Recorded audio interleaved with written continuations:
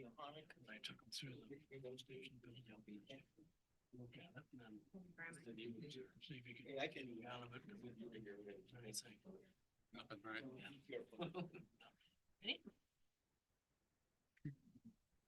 Welcome. Today is Wednesday, December 17th. The time is now promptly 3 p.m. and I'm going to open this council work session. So first thing we have is the clearing confusion and setting the records straight. And although there are no comments on the published memo, I'm going to read a statement and then I would like this put in the record for next week. I want to address a repetitive public comment that is not factually accurate regarding the release of the unredacted band report and the supplemental report. To be clear and on the record, I am personally not withholding, suppressing, or preventing the release of either of these referenced reports. The city takes transparency seriously and also has a legal obligation to protect information that is confidential under applicable law. The reports referenced are presently associated with active litigation. Because of that, they are subject to attorney-client privilege, attorney work product protections, and public record law exemption. When those protections apply, the city has a duty not to disclose the material until the legal basis of withholding no longer exists. And we have that for the record. You can put that over to her. That would be great, Lisa. Thank you. All right, and now with that, we will move on to public comment. So now is the time for visitor comments. The visitor comment period is an essential part of local government meetings. Please address your comments to the mayor and city council members. City council will take all input into consideration. Please limit your share to 3 minutes or less. In observance to Oregon open meeting laws, this isn't a time for dialogue, but rather a time for us to listen to you. Responses to visitor comments, if needed, will be published at the next city council regular session packet. Please provide contact information on the sign-in sheet in the back of the room in case staff needs to validate or ask any additional questions. Thank you for participating in visitor comment. And with that, if you would like to make a comment, please come up and state your name for the record.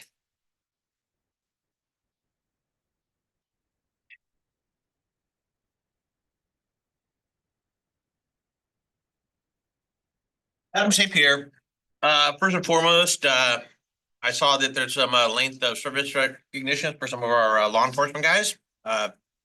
Chief Smith and Lieutenant Treat. Thank you both for your service. Appreciate it.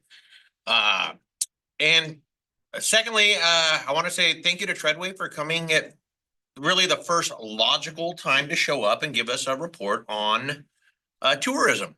I know a lot of people complained that they weren't here last week or whatever, but anybody who's been in business for any period of time in a professional manner realizes that equipment services and stuff like that all have 30-day payables. So in order to have those most accurate numbers, you need to wait at least 30 days, considering first meeting was on the 3rd. That's really not enough time, 2 days, to put all those numbers together. So this is really the first acceptable time to be here after a 30-day payable period to give real numbers to the city. I haven't had a chance to look at all those numbers, but I'm hoping that they're pretty good. I vaguely remember seeing that we made a little more money this time than last time, which is pretty impressive considering some of the weather we had on the last 2 weekends, which was just horrendous rainstorms. But you also have to remember that the people are going to complain later on today about Treadway and how horrible they are and all that other stuff. They're also part of the cast of characters that, thought the previous tourism contractor was a cat's meow. And mind you, I still don't have numbers to contrast and comparison for 2023 to see how things are going. So, when they come up later tonight and complain about Treadway and how horrible they're doing, just, remember to ask them where the numbers from 2023 are. So appreciate you guys. Thank you. All right, next public comment.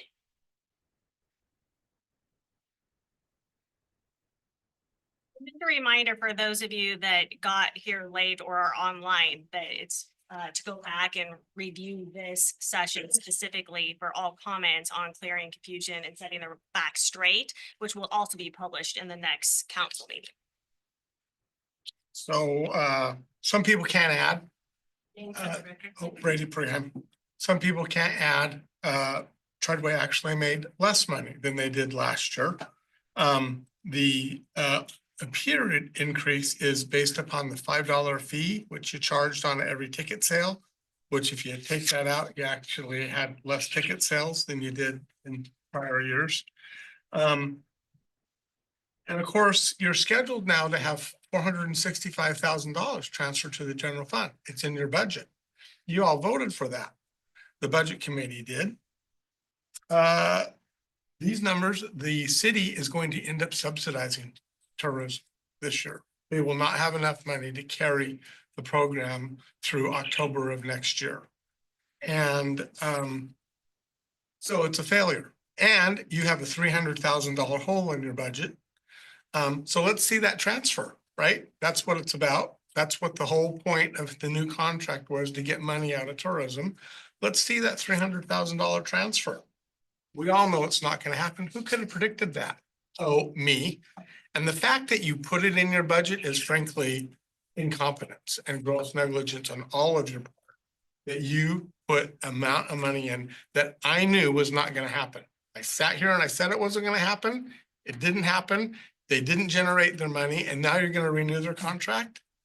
And frankly, as unhappy as I am with Treadway, I don't actually blame them for this. This is your fault. You made this edict that they were supposed to generate this income and put $300,000 in your budget, and you didn't have a conversation with them. Just like you didn't have a conversation with your union, which has now been without a contract for 6 months. And that you just told them that you're not going to get your cost of living increases. They haven't agreed to that. You still haven't. They have been without contract, both your police and your ASME workers. What's going to happen with that? That will blow another $1 million out of your budget. You have a 8% reserve. You cannot afford to make $300,000 errors. You just simply cannot. So let's see the $300,000. I want to see that transfer. The biggest number that's in the Treadway report is the retention rate, the number of people that come here. It was 22%. In prior years, that number was opposite. You had about 70% returning customers, which tells you that the people that came last year with Treadway didn't like it. And that's going to happen. Again, this year it will be worse. But I think that's the plan. I think that has been the plan all along. There are people like Jessica who have openly said they don't like Halloween Town. They don't want it. And so the plan is to make it be a failure and continue on with the contract for somebody that didn't meet their demands, and have it be a program that fails so that you can say, oh, look, we're not making any money.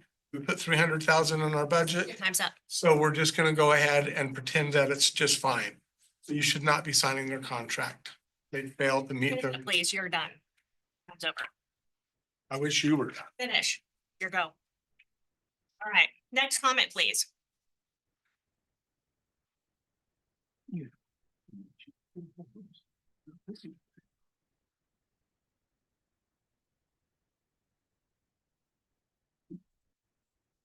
Steve Topaz. Commenting as I usually do on the reports, minutes of last meeting, they were pretty good. Little detail that was missed. Actually, two details. I referred to some of the problems with the architect's cost on the original plan for the police station, and it kind of read like I was complaining about the costs on the new station, which I'm not yet, haven't seen them. The next part, I was told that somebody made comments on what I commented on about the police, and I looked at the minutes, and there are no comments about the police from anybody else. So looking at the minutes and trying to go back to the YouTube, there's no correct connection. But I was most interested last meeting on the reports, the minutes of the meeting I made before, because I talked about a couple of things, and I made a reference to a particular person, and I quoted them. Neither the person's name or the quote was in the minutes. Also, the minutes inferred that I was complaining about the minutes, and I wasn't. I was talking about how you make mistakes in the minutes, and that was totally missed. The other thing that happened next or last week, or last meeting, I should say, was Obviously, the council didn't read what was written in the minutes, reporting what I said, and they did not do their homework and look at what was on the YouTube report. And that brings up a quote from somebody else, Jordan Peterson. When you have something to say, silence is a lie. So not pointing out that there was some problems with the minutes is not good. And there's another quote by Birch. Those who know the truth are fools, well, those who don't know the truth are fools. Those who know the truth and call it a lie are criminal. We have a problem with data in minutes. I was informed of how to get the minutes from YouTube in type form. And the question comes up, since this is a third party, are those legally binding in court? Because obviously we haven't had control of them and they could have been manipulated. I'm wondering if there's a legal verification that would be typed out from the YouTube reports or the YouTube minutes or a legal document. Thank you. All right, do we have another public comment? Anybody online? Yeah, but nobody to. All right, we're gonna move on to a length of service recognition. I'm gonna hand this over to our police liaison, Brandon, or Counselor Sundin. All right, thank you, Mayor. We have 2 employees in the police department who have reached a milestone in their employment. So the first is our police chief, Matt Smith. Matt started working with the city on July 20th, 2020 as a police officer. With his extensive experience in investigations and law enforcement, he became a detective the following month. He then quickly rose up through the ranks from corporal to sergeant, becoming police chief in August of this year. And our second employee is also in the police department, Doug Treat. Doug started working with the city on July 20th, 2020 as a police officer. With his extensive experience in law enforcement, he became corporal the following month, then sergeant 2 months later. And in August of this year, he became lieutenant. And a little history on Doug, he actually worked as a St. Helens police officer from July of '96 to October of 2002. So I just want to thank you both personally for the expertise and the professionalism that you bring to the department and being responsive not only to me, but to all the citizens of the city. So thank you so much for all that you do. Deserved. Want to add anything? Sure, and it's kind of coincident that you hit the milestone at the same time, but it's been an honor and a privilege to work with both of you. It's much appreciated. Look forward to many more years, so.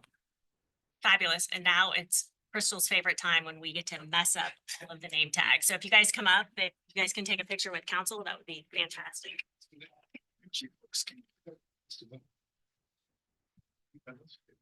We're that time for the people standing there.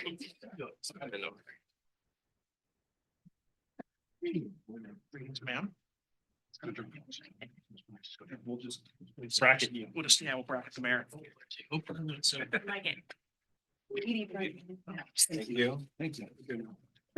Still think it should be a 11-year. Time served. Go back. Time served already, right? Yep, I need everybody to get cozy. Wide angle. It was a smaller group than we had last time. That's all, yeah. I can mix one? Oh, yeah. Okay, everybody ready? We lose weight.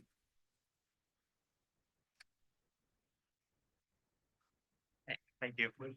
How we Yay, take all. congratulations. Appreciate it. I just wondered, I'll be kind. Thanks. Appreciate it. See you later. Love how we take these pictures as. Workers always are like, Jessica, everything you stand up there, you have your hands behind your back. I'm like, it's get in there really tough. Where else do we put? I just, I love the fact I that think I'm we do supposed to be that. hugging you guys. Thank you, Crystal. All right. Now we will move on to item number 3, report from events, management contractor, Treadway Events and Entertainment. So Brandon and Brittany, if you'd like to join us up here. Thank you Absolutely. for being here today. Yes, thanks for having us. I'll say it again, the park looks fabulous, love the Christmas lights. Love it. I happen to be the person that's not like the Halloween town Yep. fan. Actually, that's me, but I love this. I just hope that it's contagious and it continues to spread year after year, uptown, everywhere. Love it. And it kind of adds some balance with the Halloween. And Saturday was goodness. fabulous too, so. Good. Happy to hear that as well. So many people. Oh my gosh. It was Oh, it's exciting. crazy. Yeah, I was in here with Santa and I went out there to see how long the line was and I couldn't even see the ground all the way to the stage. It was nuts. Just the Yeah, buzz and of the people. All along the waterfront, just. Yeah, it was really cool. Crystal, did you do that video that ended up on, that was really well done too. Like that was really well done. That was a really great video. Watching Santa and Mrs. Claus record it was really funny too. Yeah, and obviously, that event went great, as we all know. This report is really based only around Halloween Town, but it is worthwhile to mention that 13 nights, I think from our perspective, went very, very well as well. There's a lot of good feedback from that side of it, as well as the 4th of July celebration, aside from some of the fireworks related glitches. But other than that, those two events I think went decently overall. Anything you want to add on that side? Well, we definitely increased attendance this year on the Christmas event compared to last year. There was a lot more people this year, which was really great. We actually ran out of the free hot chocolate pretty quickly, so we definitely know we need to, we know we need to up our numbers next year. So Yankton Store and I will be working on that to make sure we have more for next year.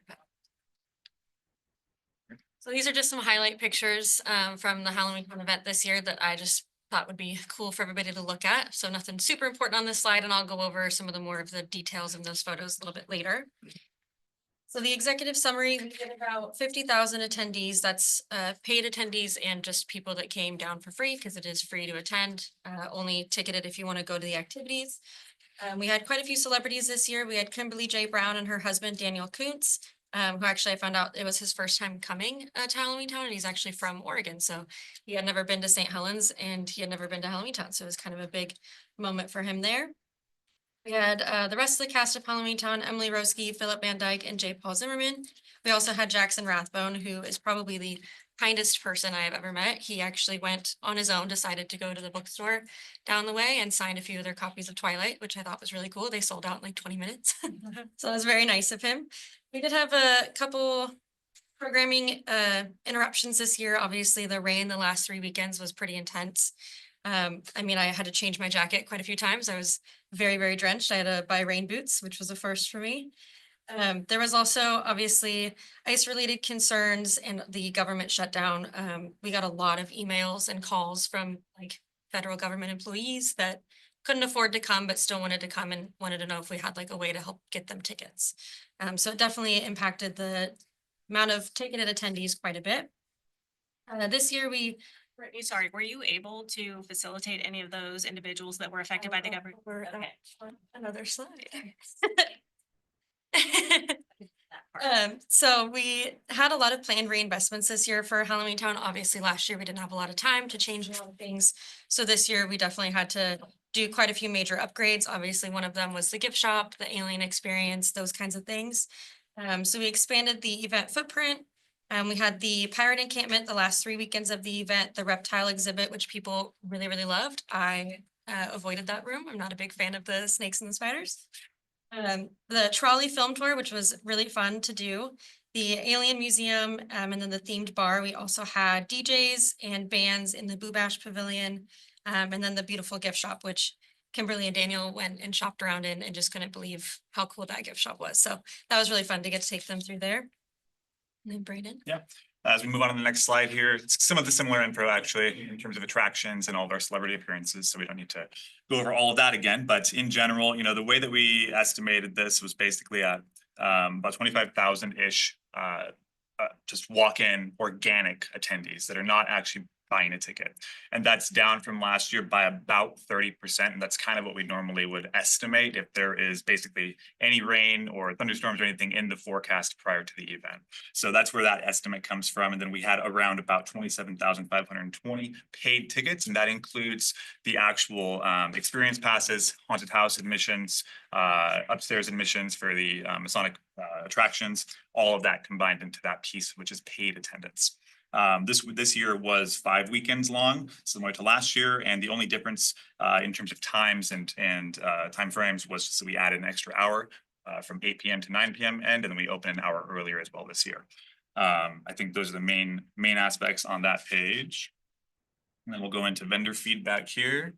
And we did have a couple more vendors this year. I think last year we had around 40 or 45. This year we had 70. The reason for the increase in vendors was because last year the food vendor lines were 2 to 3 hour long to get food. The restaurants had 2 to 3 hour waits. So it was really hard for people coming to the event last year to get a meal quickly if they were hungry. We kind of overestimated how many food vendors we would need. So we definitely plan on taking that back down a little bit. Merchandise vendors, we added a few more, not too many more in that area. It was mostly food vendors that we added on. But we have some plans to reduce the total amount of different vendors and just give them more space. So it still fills out the street for next year, but has less vendors for people to shop from. So still will do what the business is like, which is filling out the street, but have less vendor booths for people to go to. So they still get some business. A lot of the vendor feedback that we got was a few vendors noticed the weather issues had kind of decreased their sales quite a bit. Minus when it was really downpouring, a lot of people hid in the vendor booths for a few minutes, so they got increased sales in those moments. The vendors got a chance to experience a little bit of the events. They really enjoyed the pumpkin plaza, the pumpkin lighting, the roaming performers, and a few of them even bought celebrity meet and greet tickets, so they obviously really enjoyed that. They shared a lot of thoughtful insights about optimizing the food vendor mix, noting that a more curated selection could definitely help everyone succeed along with the businesses. They were excited about the possibility of adding Friday vending, even though I continue to tell them that's probably not going to happen. They really keep pushing for it. They also showed a strong interest in the opportunity to vend on Halloween Day, which this year Halloween Day falls on a Saturday in the coming year. So we'll probably be able to make that one happen for them. It's a little bit harder on Fridays because the city is open, things are going on. We don't want to impact businesses with street closures and stuff. A lot of them rated that they would definitely have friends and family come to the event. They loved the style of the event. The main complaints were just that there was more vendors than previous years and reduced amount of total sales due to the rain. They all did mention that the weekends that we had celebrities, they definitely saw an uptick in sales those weekends. One more quick comment on that too, in comparison to 2024. This year, the vendor cost was the base fee plus a commission of their overall sales For for food food, vendors, yeah, yeah. for food vendors specifically. So you'll see that there is a pretty substantial increase on that revenue once we get further down the report here. Local businesses kind of had similar complaints to the vendors, just the rain had a lot of setbacks of how many people attended. Obviously, people are coming from out of state and they already bought tickets. They're gonna come either way because they spent the money. But the main people that spend the money the most in the shops and at the vendors is the ones that actually don't buy tickets. And since it rained so hard the last 3 weekends, we saw a decrease in sales overall.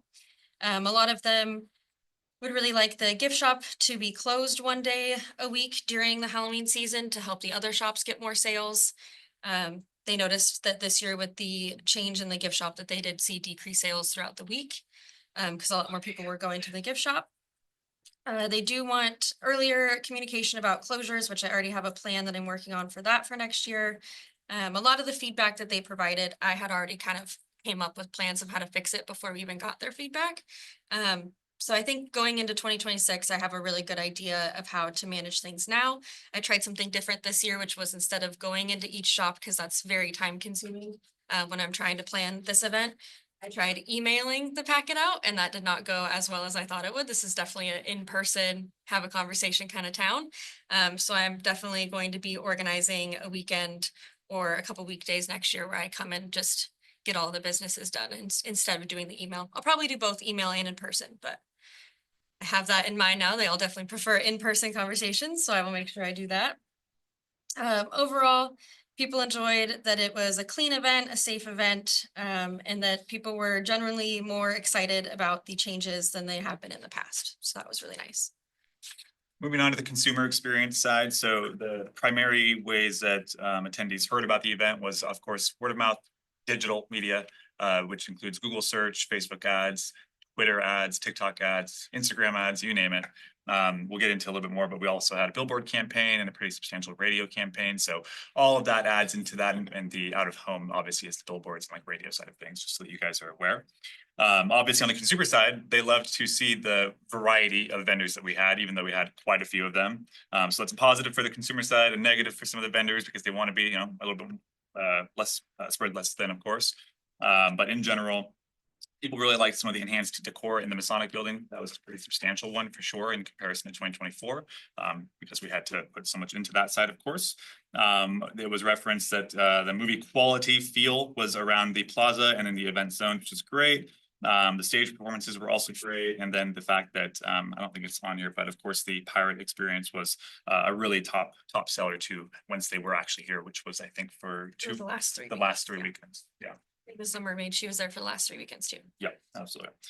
So one of the things people do definitely want is more interest in, more of the rowing performers. So we're gonna work on that as well for 2026 for sure. And in terms of some of the feedback gathered, pricing is always an issue. A lot feel that it needs to be more accessible. We've got some game plans for that too.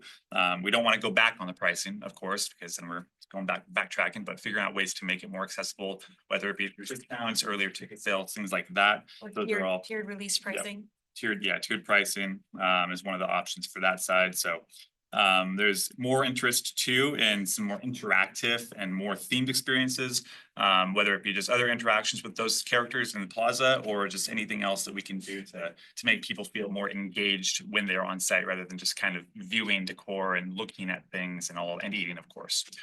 So that's one of those aspects. And then I think, let's see. Yeah, more signage as well was one of the big things, even though we did increase quite a bit of the signage, but with the extra addition for the event space. Some people didn't know where Boo Bash was down there, even though we had a couple of the directional towers and things like that. But just a better overview of, a better signage, just directing everywhere to go. And then also, I think, incorporating that in some of the pre-event communications for ticket buyers, just with kind of a map or something of that nature could help with that aspect of it. But a lot of folks are really eager to see the event continue to grow, add more of the immersive experience side of it. And one of the things that was a top hit too, I think, I don't think we had it in here, but it was the bar upstairs too. A lot of people loved to see that and how thematic it was. So that turned out pretty well. In regards to the first time versus returning, this is fairly similar, just to be clear, in terms of last year too, I think by maybe a couple points, but 77.8 were advertised as, first time visitors, and then returning was about 22.2% based on the survey results that we got from consumers. So that is that. Moving more on to the marketing and press side of things. We got over 290 direct press mentions. Some of this reporting is in collaboration, of course, with Crystal too on all of this. So lots of great headlines, of course, with Oregon Live, Portland Tribune, Coin. But one of the big ones also this year was Architectural Digest, which led to a lot of the media impressions that we got this year, which was a pretty hefty number compared to only 233,000 last year, or 233 million, sorry, last year in terms of overall media impressions. So quite a bit of good PR this year. And we think that, I'll probably get into it a little bit here, but we think that, had the weather not been a massive factor and everything else that was kind of going against it economically and things like that, that we would have seen a much more substantial turnout for the organic traffic just because of how much media attention the event got this year. We just have another look at some of the partnerships that we've got. So this year we did switch out Alpha Media with iHeartMedia. They came in as a pretty major radio partner on the event. Doubled our marketing promotion with them and what they were giving us in return for their sponsorship. A couple images there of some of the billboards that were placed all on Highway 30. And then that campaign went as far down to, I believe, Salem, if I remember correctly. So they were spaced out all across Portland and then Salem too. And then of course, some more local stuff here. So. And that's Lamar out front. And we just got some of the other social media platforms there, of course. Moving into the social media side of things, we also had the most media impressions online too, across social media. So the Google and the Meta substantially increased. I think we were at over, what was it? I can't remember what it was on here, but it was substantial, almost double what we had in the past. And reach stayed pretty consistent too at 646,000. Meta still was our biggest driver for ticket sales, and that's an example of one of the very many ads that we produced to promote and to get that new audience into the event, because I think it's important that bringing new people in to continue this experience with their families is super important, just because obviously the target demographic for Halloween Town is at this point late 30 or mid 30s. Around my age, a little So, older. it really, the key driver is that interest in Halloween Town, the movie, and that came out in 98, thank you. So trying to continue to cultivate the entire audience. Tell who's older. Yes. We also did have a social media influencer day this year, which was the first day of the event. So we invited a bunch of influencers out, gave them passes to go experience the event so that they could then take videos, photos, post that on their social media and get it out to all of their followers, which was a really cool experience. It was fun to watch all of their creative videos. And that definitely helped on the media impression side and that awareness too. Big time. Moving on to the next slide. So this just kind of gives us a breakdown of the demographic data, female versus male. Female still leads substantially at 89% and then male at 10%. And we're still in that age bracket of about 35 to 44 being the top, and then the 25 to 34 being the secondary. So those are staying consistent, and then you kind of can definitely see that it definitely drops off the older folks get, of course. So some of the top local cities for interested buyers were Portland, Vancouver, Salem, St. Helens, of course, Eugene, Longview, Gresham, Beaverton, and then Hillsborough and Albany. And then we had a variety of this is pretty similar to last year, actually, similar countries that were represented, which is fun to see that there are returning attendees from these countries too. This data is all based on buyer data and where their billing zip codes and all that kind of stuff takes place. So that's how we get these location demographics, just to be clear. So. We'll move on to some tourism highlights. I had to include a really cute picture of the little kid because why not? Adorable. We had about 50,000 estimated event day attendees. We have some travel distances there. Most of them are coming from about anywhere from 101 to 500 miles away is kind of the general amount of trip that they're doing. We also ask attendees just to see. So if we ever wanted to partner with a hotel or if a hotel was ever built down here, we could kind of get a sponsorship going. So we always like to ask just in case in the future, if that's a possibility, if they're staying overnight, where they stayed overnight, kind of figure out where they're spending their money when they're coming here. Most attendees this year reported spending between $51 and $200 during their visit. With a smaller number, usually people traveling from out of state spending around 201 to 500. Guests who visited local business most commonly spent money at restaurants, the antique shop, bookstores, and then obviously the shops downtown. A lot of them really enjoyed putting down what their favorite shops were and said that they should all have online shops because they really liked some of their products. So that was really cool to see. The day trip visitors usually spent their money on the tickets, food, smaller merchandise, while it shows that overnight travelers definitely tend to spend a lot more. We're not taking into consideration their spending on lodging and dining though. We're just talking about what they spend when they're here. A lot of the reasons for attending are 37% of people are fans of the film, either Halloween Town or Twilight. Some of them are just Halloween enthusiasts and others just find it a very fun, not so scary Halloween event for their families. About 63.9% of surveys attendees visited local businesses, including the restaurants, cafes, shops, and everything else downtown. And then your question about what we were able to do for the people that could not get tickets. We partner with an amazing organization called VetTix. They are a nonprofit. And we work with them to get free tickets out to service members and first responders. So it's not only active military, but it is also police officers, EMS people, nurses, doctors, people that maybe are working and don't have the time to find tickets or don't have the funds to find tickets. So this is just a little highlight of that. We did 2,000 free tickets for them.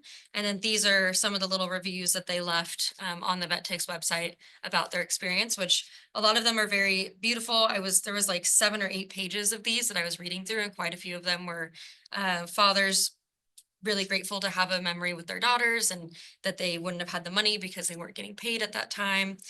So it was just really beautiful to read a lot of these reviews that people were leaving and see what they enjoyed about the event. So we definitely try to give back whenever we can, and that was a really great thing to get to experience. Some of our opportunities for improvement for next year. I obviously kind of mentioned a couple of them as far as vendors and the local businesses stuff. And Brandon already kind of mentioned the offer of advanced tiered ticketing sales. So we would open up sales a lot sooner, announce the celebrities a lot sooner, and then do like a kind of make the price go up as it gets closer to the event. So if the sooner they buy, the cheaper it is, the closer to the event, the more expensive it is, but it still would never go over the amount that it's at right now. We want to make tickets more accessible, either through discount codes, cost saving opportunities, come up with like ticket giveaways, keep doing VetTix. We want to kind of address the crowding at peak times. figure out how we can kind of spread out the crowd a little bit more, maybe having two really good activities going on at the same time, so they have to pick one or the other, so it's not just a swarm of people on one space. Kind of extend, if ever possible, extend the vending opportunities maybe to Friday nights or even just on Halloween day and see how that goes. A big problem with vendors specifically, and even businesses, we had a problem with it too, is the Wi-Fi connectability. When there's that many people here in town, it's really hard to get a good Wi-Fi signal. So not really sure how we're gonna adjust that one, but we will come up with some ideas of how we can help vendors and businesses get a little bit stronger Wi-Fi during the event. Because a lot of our systems and vendor systems did go down when there was a lot of people here. One of the things that we got as a complaint from an attendee that we definitely want to work on is the ADA accessibility specifically into the plaza. They were really wanting to see like ramps up to the pumpkin so that they could get straight to the pumpkin, get their photo and get back down. That's a really easy fix, and that's something definitely we can add in the future. Brandon already mentioned increased directional signage, but we also want to increase event branded directional signage to the local businesses and what they are able to offer. I always do try really hard. Obviously, there's quite a few vendors that have been part of the event for many years, so I can't just tell them, oh, sorry, you can't come back. But I try really hard to make sure that the vendors that we do have here are not selling similar products to the stores. There's a couple instances where like a vendor sells popcorn, but they're also a local vendor. They're from St. Helens and they've been doing the event for many years. There's also the movie theater. So there's times when it's kind of hard to make everybody happy. So the best thing I can do is have them both here and try to spread them out as much as I can. But I'm not just gonna dismiss a vendor that's been working this event for a really long time. It just doesn't really seem right, especially if they're a local business. They also vended all the other events too. Yeah, they did vend at every other city event this year too. So it's hard to keep everybody happy, but I always do the best that I can to try to ease everybody a little bit.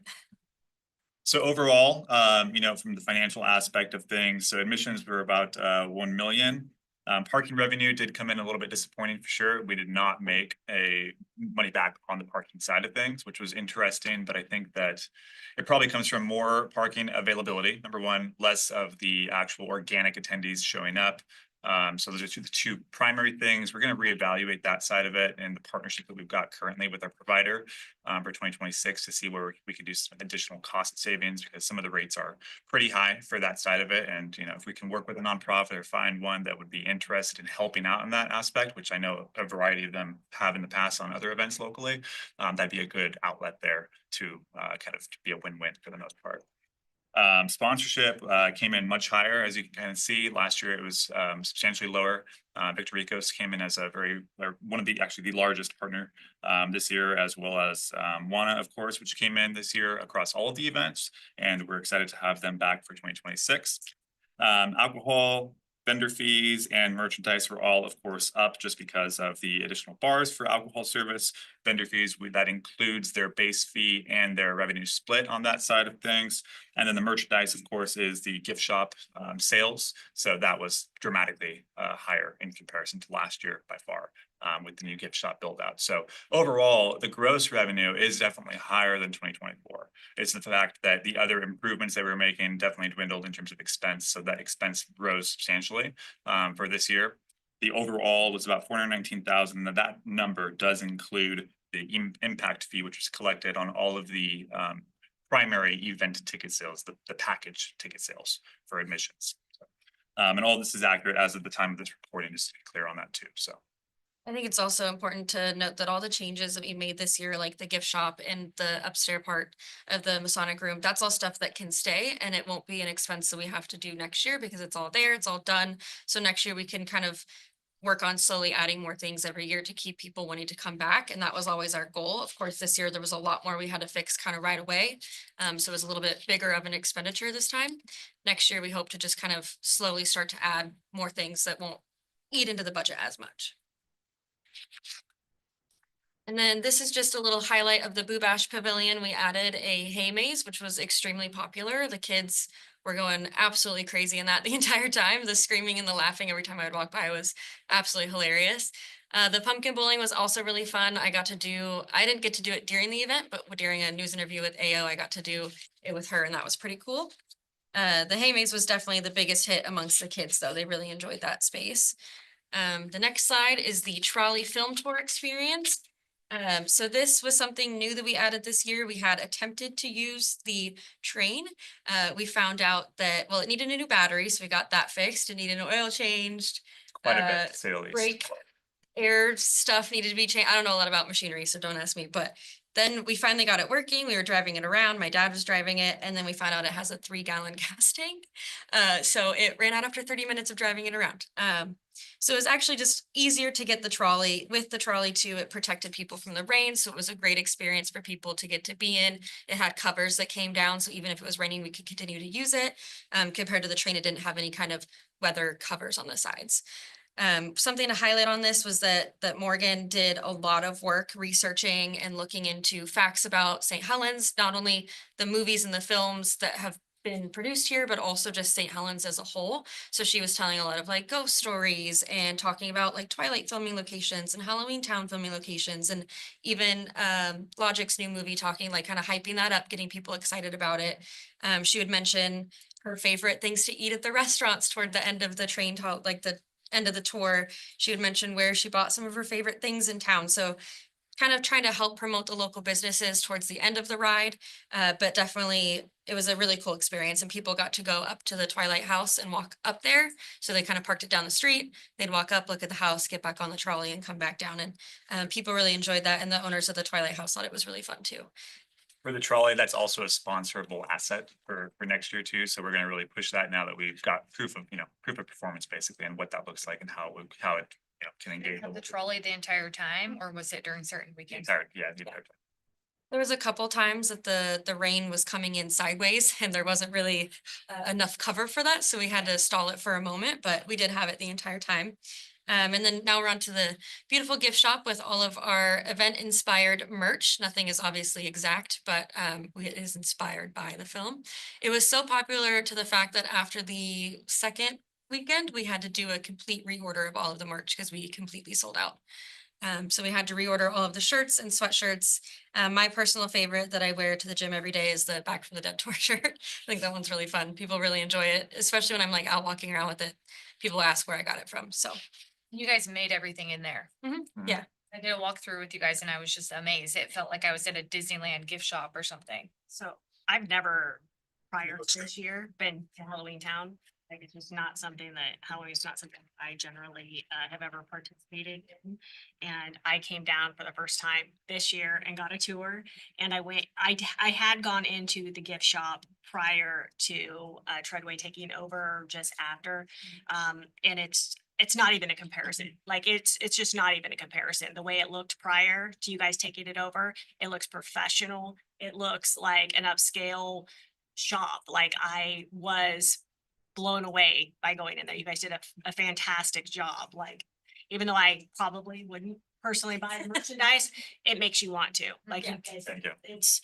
it's just not even a comparison. It's not even in the same universe as Having it people exit out of the haunted house into the gift shop too that definitely drove a lot of sales because people would come right out. Yes. It was so funny because the stock room is right next to the door coming out. So people would be coming out to stock and people coming out would get scared thinking it was like a monster in the haunted house. So actually the person stalking probably got more scares than the haunted house did. The next slide is the kind of alien exhibit and then the alien bar. And if you ever got a chance to kind of slow down and read a lot of the signage, our scenic designer that did this space, they came up with their own storyline of why aliens love St. Helens, which I thought was really funny. They were saying that it's something to do with the way that the mountains align in this space, and it creates like dirt that the aliens really want to study specifically in St. Helens. So people enjoyed reading it. A lot of them thought it was real. We had to put notes in there that this is made up. There were alien encounters or alien experiences in St. Helens, and that's all shown in the video. But we had to say that our storyline was just something that we added for fun. It wasn't serious. Kids loved it though. Yeah, kids did really love it. The alien bar was a really big hit too. The cyclone drinks made people feel like they were drinking like an alien potion or concoction, which was really fun. The alligator was real though. Yeah, the alligator was real. That was real. Yes. I was like, that's not real. Yeah, that's Jackson Rathbone petting the alligator. Later, he ended up actually holding the alligator and he didn't want to leave because he said it was the best cold cuddles he's ever had. because alligators are cold. The reptile room was a really big hit, and actually, so this was in partnership with Brad's Reptiles. They do a lot of different events and festivals in the area. And they kind of decided to take some of the animals, one of them being the alligator, on stage and doing kind of like an interactive, like learn about the animals stage performance, which was really cool to watch. It was a little creepy closing up at night and hearing the alligator sloshing around up there. It was a little scary, but it was a very cool experience, and a lot of the kids really loved it. I did see quite a few return kids throughout the day. When I'd go up there and check, they'd be up there in the morning, and then later I'd hear them yelling at their parents. They wanted to go back up and say goodbye to all their friends. So it was pretty cute. I definitely like that space. I just stayed away from the spiders. That is pretty much it. Obviously, Halloween Town is the only event that we really go over in a report. But it's a fun event, but my favorite is definitely the Christmas. I think getting to be in the room with Santa and watching the kids experience Santa is just, it's an experience that you can't get anywhere else. So I love Halloween Town, but being in that room with Santa is just so much more magical to me. I'm gonna agree with you on that one. Counselor Sundin, do you have any comments or questions? Not really, I was there several weekends and people were enjoying themselves and happy with the work that you did and the upgrades.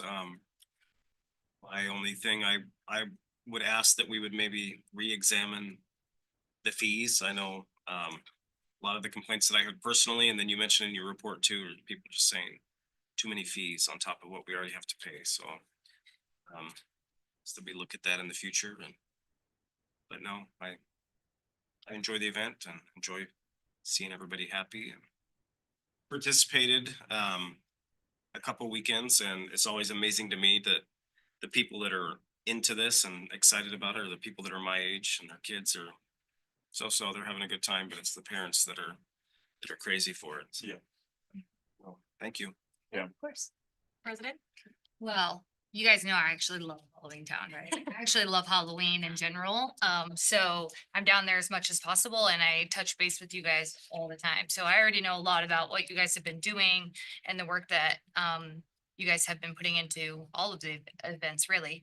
One of the questions that came to mind when we were kind of looking at this is what the plan is for the operational or the operational plan for the gift shop going forward in the out of season months. Yeah, so part of our idea was to have it open on a limited basis, and that was kind of the idea prior to getting some of the local business feedback also.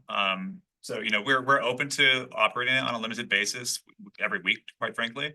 But we also don't want to step on some of the local businesses' toes by taking away potential But revenue from them. if it's not making enough money to pay the staff person that's working there, if we're only making like $500 a day, that's not enough to pay the person that's working there and the operational fees to have the building open, the lights on and all that stuff. So it's toward the end of when we had it open 2 weeks, 2 or 3 weeks in Three November. weeks after Halloween. And it was probably that last week, we were maybe making like 300 or 400 a day, and that's when we kind of decided to close it. Just because it doesn't quite make sense to keep it open if we're not at least able to pay the person working it off of the money being made from the gift shop. That's all flexible, just to keep that in mind. So Yeah. we're open to doing whatever, you know. is preferred. Something that probably we should give you guys some direction on, you know, as far, I think maybe we need to see the numbers, like based off of what you guys think, so we can decide if it should stay open or not. How much merchandise do we have on stock? Oh, yeah, there's plenty. Yeah, and one of the ideas too is to do some e-commerce as an FYI as well. Yeah, do an online store. A dumb question or a dumb idea or both. But there is a show that was, I don't know, it's like a Jack, it's like the Jack, he's the Halloween guy, but then he does Christmas. It's like a bird. Jack Skellington. Yes, that guy. Is there an opportunity at all to do a mix? I don't know who it is. That thing. Yes, thank you. Is there an opportunity to morph some of the merchandise to incorporate that type of, I don't know. Chris, I don't know how it would go with citizens here. We did think about, you know, incorporating a Christmas themed or summer themed merch line essentially. Just comes down to, you know, what the interests are and kind of budget things and all of that, to be quite frank. But it is an idea that we would love to tackle. That's for sure. Honestly, now that I said that out loud, I'm gonna go ahead and read that and walk it back completely, because we really have a segregation in this city between fans that are very much favor Halloween and then a segregation for those that also just favor Christmas. And I don't think mixing the two would be appropriate. So I'm gonna go ahead and I'm rehabilitating that statement, strike that from the record. I also think, Mayor, that when people come to the gift shop, they're usually looking for Halloween Town merch. Or locals aren't really shopping there. No offense. I mean, I'm just trying to create revenue. but we also need to make it make sense. And if we're in the red, then that's a Yeah. no-go. So. I definitely like an online store would do extremely well, Yeah. and the system that we use already for the gift shop, Shopify, that can easily be turned into an online store that we can sell through the actual Spirit of Halloween Town website. So it's definitely something we can easily manage, and it would really only take like one person, maybe 2 times a week to go in there and box stuff up and get it shipped out. So cost wise, it's probably more effective to do an online store than it would be to have the store itself open, because that takes staff hours all day that were open from 11 to 5 or 11 to 6, at least with the e-commerce side. They're only there for however long they need to box stuff up for. I do. Okay. Anything else? Did you have? Counselor Hubbard, did you have anything? Oh, I got a couple of comments from store owners that they felt the vendors were just overkill and a little too heavy and like you said, you're gonna reduce that to some degree. And I think you need to take a look at more of complementing the store owners with other things, and rather than having a vendor right in front of a store that they sell the same thing and that sort of thing. So if that would be advised on that you could look into that. Absolutely. Easy fix. Counselor Gunderson? Another great comprehensive report. It's like the first one that we got. So this was how many days for Halloween Town? 5 weekends. Okay, and so how much did the city net from the I don't have it memorized. I gotta go look. Yes. 419,000? So in terms of the, Yeah. yes, so overall it was 419, 419, and then as part of that, the impact fee is 119. So that's It's taken out of it? That's included in the fourth, in the fourth. Yep. So it was definitely lower than last year, if you're not including the impact. Approximately fee. 320, 300. I just wanted to note that the amendment your amendment is on tonight's agenda on the regular session. If you have any questions about the amendment, it also includes bringing back Community Day to next year. And if the council has any question about that, this would be a good opportunity to address them. Okay, I don't think I had it. Did we take out like Sandcastle for next year on that? It's not on the cap. Perfect, okay. So I have a couple questions. One, I think that potentially council should be having a conversation about the tram. That sounds like a complete waste of money. It's walking over dollars to pick up dimes. So council should probably at some point to make a decision to declare that surplus property and get rid of that anchor. Maybe when we talk about the water taxi and other things as well that have just been spent money on that we're not using. So John, can you take a note of that so we can have a discussion? Is there any reason you two feel that we should keep that tram? We paid $70,000 for it, I believe. I think it's a very beautiful piece, and it would be really awesome to be able to use it. But when we were looking at it logistically, to do the same tour that the trolley was, we would need 2 to 3 fueling stations along the route, which would take quite a while to do. So logistically, it doesn't make sense to keep it specifically for Halloween Town. I don't know if there would be any use for it for other. There's events, ideas but- for it for Christmas, of course, just in the plaza, but if it comes down to, being an expense, and it continuously is quite an expense to maintain it. We would say to offload that likely, focus more on the trolley, and there's a variety of other things too that, we can discuss, of course, in terms of offloading as well. I think it's been in the shop more than it's been on the road. And I don't even think it's street legal at this point either, which is also not fair for our citizens if it's operating around the city and people get tickets for violations of not having safe vehicles and we're running a tram. So Really cool thing to ride on, and it'd be really great if it had a bigger gas tank on it, but I think it would be more worth it to invest in a trolley, or even just continue with the rental and push that as a sponsorship item and have a sponsor just fully sponsor the trolley, which I've talked to Oregon Film Trail, and there's some interest in that with them. So I think that there's a way to get the cost of the trolley substantially reduced for next year. I don't know if and maybe we don't need to answer. I don't know if I heard a clear indication. If this is something you guys want to think about, whether you want to go back and reassess for the tram and then let your liaison know, and then we can bring it up for. I think we would likely say that, we would, offload that. So, and I also wanted. Yeah. And I also wanted to take a moment and say thank you to Council President Chilton, since you adamantly love Halloween Town, and thank you so much for being the liaison and being engaged with the businesses and. Brandon also loves Halloween Town, Counselor Sundin. He gave us a lot of behind the scene photos that we were able to use to do the decor, so Love it. props to him for having that for us as well. Yeah, well, part of this was also me just pointing out that misinformation that she doesn't like Halloween Town, but she actually is like one of the biggest fans, so that was kind of me just re-pointing that out. And you guys have been very easy to work with, and I feel like every time we talk, it's really good things, and even things that we've talked about, like the vendor thing, like exactly what Counselor Hubbard said, you and I already had a conversation about how we can accommodate that, so you were on top of it from the jump, so good job. There is something that I'd like to see, if possible, on the report. When we get into the financial summary, I think it would be beneficial to have a year over year.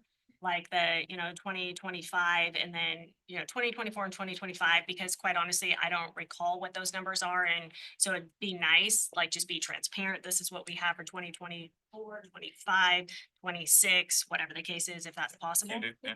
And then also on the sponsorship, I took note of that. I think that's great. I super happy about the sponsor. Anytime we have sponsors for the city events, I really tries to, pager those businesses because they're giving back to the community. So I'm glad you mentioned them specifically, and working on the sponsorship, I think, is really a key.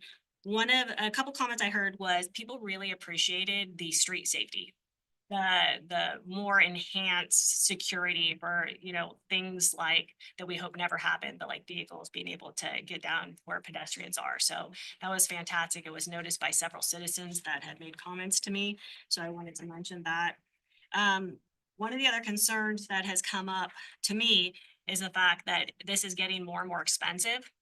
And I think that potentially this is why we're not seeing the type of attrition rate that maybe we'd like to. Are we pricing out our citizens here? Are we pricing out, geographical areas adjacent to us? I get the idea of making money, but at some point, are we crossing the Rubicon to not make this desirable based on the event? There are certain things I think can garner it when you have celebrities, right? If they're key celebrities, I think people are happy to pay that, but I just think it's something we need to be cognizant. And if I recall correctly, this fee that we had, that was implemented by the budget committee, right, this year, as well as the increased amount that you guys were expected to give back. My personal opinion, I think this was a setup. I think that you guys were set up to try to look like you failed by increasing the budget and what was expected. As far as my recollection, which I'm not going to give an accurate number, but I believe that this event has traditionally brought in about 1.2 million, somewhere around there, and you guys were magically expected just to enhance all of that. And I think that that was on purpose. And so I personally couldn't speak to it because Senate bill hadn't passed at that time, but now it has, so I'm talking about it. So I think that was unfortunate. I think you guys did a great job with the amount of rain and what we were up against, but this is a community event. We generally want to bring money in, but at what cost also, right? So I'm sure you guys weren't going to say anything about that. And, but I wanted to bring it up because I think you were set up to essentially come in lower or give an appearance that you failed. And I don't think either one of you failed. I think you did a fantastic job. I think our businesses are happy. There's always going to be opportunities to improve, but I couldn't be happier with you guys, and I'm excited to see what you do for 2026, quite honestly. Thank you. Appreciate hearing that. Anybody else?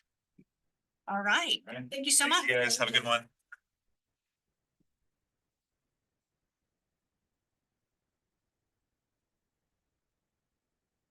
All right, so we are going to move on. Running a little bit late, but that was well worth it. We have the presentation on Keller Associates on St. Helens Reservoir Study update. Keller Consultants, please come up. We have Peter and Alexis. Right, Don? Welcome. Halloween Town. Yeah. And Christmas. I've already looked through it too. One of my favorite decorations I see in town for Halloween is the wastewater treatment plant, by the way. It's the skeleton and the toilet. At work. Yeah. I've enjoyed that for the years that we've been working for you, so Happy to be here again, Peter and Alexis. We're happy to be here at this point to kind of give you a summary of the reservoir siting study. We appreciate and recognize participation from city staff and council and other stakeholders in the process, and appreciate their, time and effort that they put into it as well. Starting out with background, so the need, why do we need to site a reservoir? It was part of the water master plan, a recommendation. There's been a lot of, over the years, discussions about the 2 million gallon reservoir. So that has been removed from service. And there is an existing storage deficiency indicated in the water master plan, which would grow over time as growth occurs. And then the known challenges at the reservoir site with the attempts to replace the reservoir with the geotechnical considerations and expense associated with foundation preparation. And then the cities need to maximize the benefit, from that investment instead of a 2 million gallon, but targeting a larger reservoir. So that's where the siting study comes into play. And go ahead, Alexis. So we'll have a discussion of both how we started with the initial sites that were identified, how we then narrowed down that selection to create these 4 recommended alternatives or site options. Then our in-depth site analysis for those 4 locations.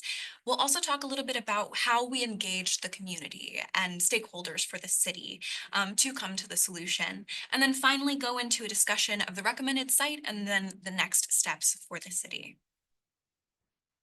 So for initial site identification, so for the siting of this reservoir, the site needs to be within 2 possible pressure zones. So possibly either in the upper pressure zone or the high pressure zone, or in the main pressure zone. So because of that, there's a pretty small elevation band that the reservoir needs to be located at. So sites were selected according to those hydraulic restrictions. Additionally, we looked at areas that were already available as opposed to demoing any existing structures. And the reservoir will require a connection to the existing water system as well as an overflow and drain line over to some other location. So those sites were also considered. So you see on the map, there were a total of 11 sites identified. 3 of which were initially excluded from consideration because 2 were within the high pressure zone, which would have maintenance and other implications, and 1 of which was at the existing tank location, which, as we've discussed previously, is not an ideal location. Besides that, we did an evaluation of each of the remaining 8 sites. As the planners described on the right-hand side, we evaluated how the pipelines might connect, and then did some considerations as to the sites themselves and construction and associated costs. So with those 8 sites that were identified, the 4 selected sites, we could go to the next slide, were sites B, C, E, and H. We have some drone photos here of each of those sites. Those sites were renamed as site 1, 2, 3, and 4, just for a little bit of clarity. And of those 4 sites, Peter will go a little bit more in depth as to what components were for evaluation. So the next 4 slides here, we just wanted to provide information on what the potential, where the location of the footprint of the reservoir, as well as the connection to the existing system. And the overflow and drainage pathway. So this first site, and the reason for the longer connection to the existing system, it looks a little misleading because we're not showing the pressure zone boundaries here. So that it passes by all the pipes going down to Sunset Boulevard.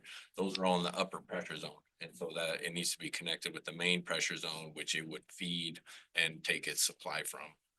So in some of the reports, we're going to be making an update to show that pressure zone more clear and why that connection is so far. In the second site here, it shows the connection down to Sykes and Bar Avenue from site 2.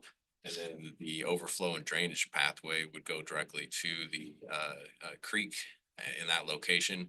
There are wetlands on the site have been previously identified, but we feel there's a good pathway to mitigate and avoid those wetlands. Next one. Site three, it's a forested area. The connection is actually coincidentally the same location as site two to connect with the existing system. Right side from that dash yellow line. This connection into the overflow and drainage would be connecting into the city's stormwater collection network, which is the same as site one. It goes through that subdivision where the overflow and drainage would be routed. Site four here at the fairgrounds site has a real close and direct connection to the creek for the overflow and drainage, but the longest connection to the existing systems. And all these pipes in yellow for each site would be recommended to be a 24-inch in diameter.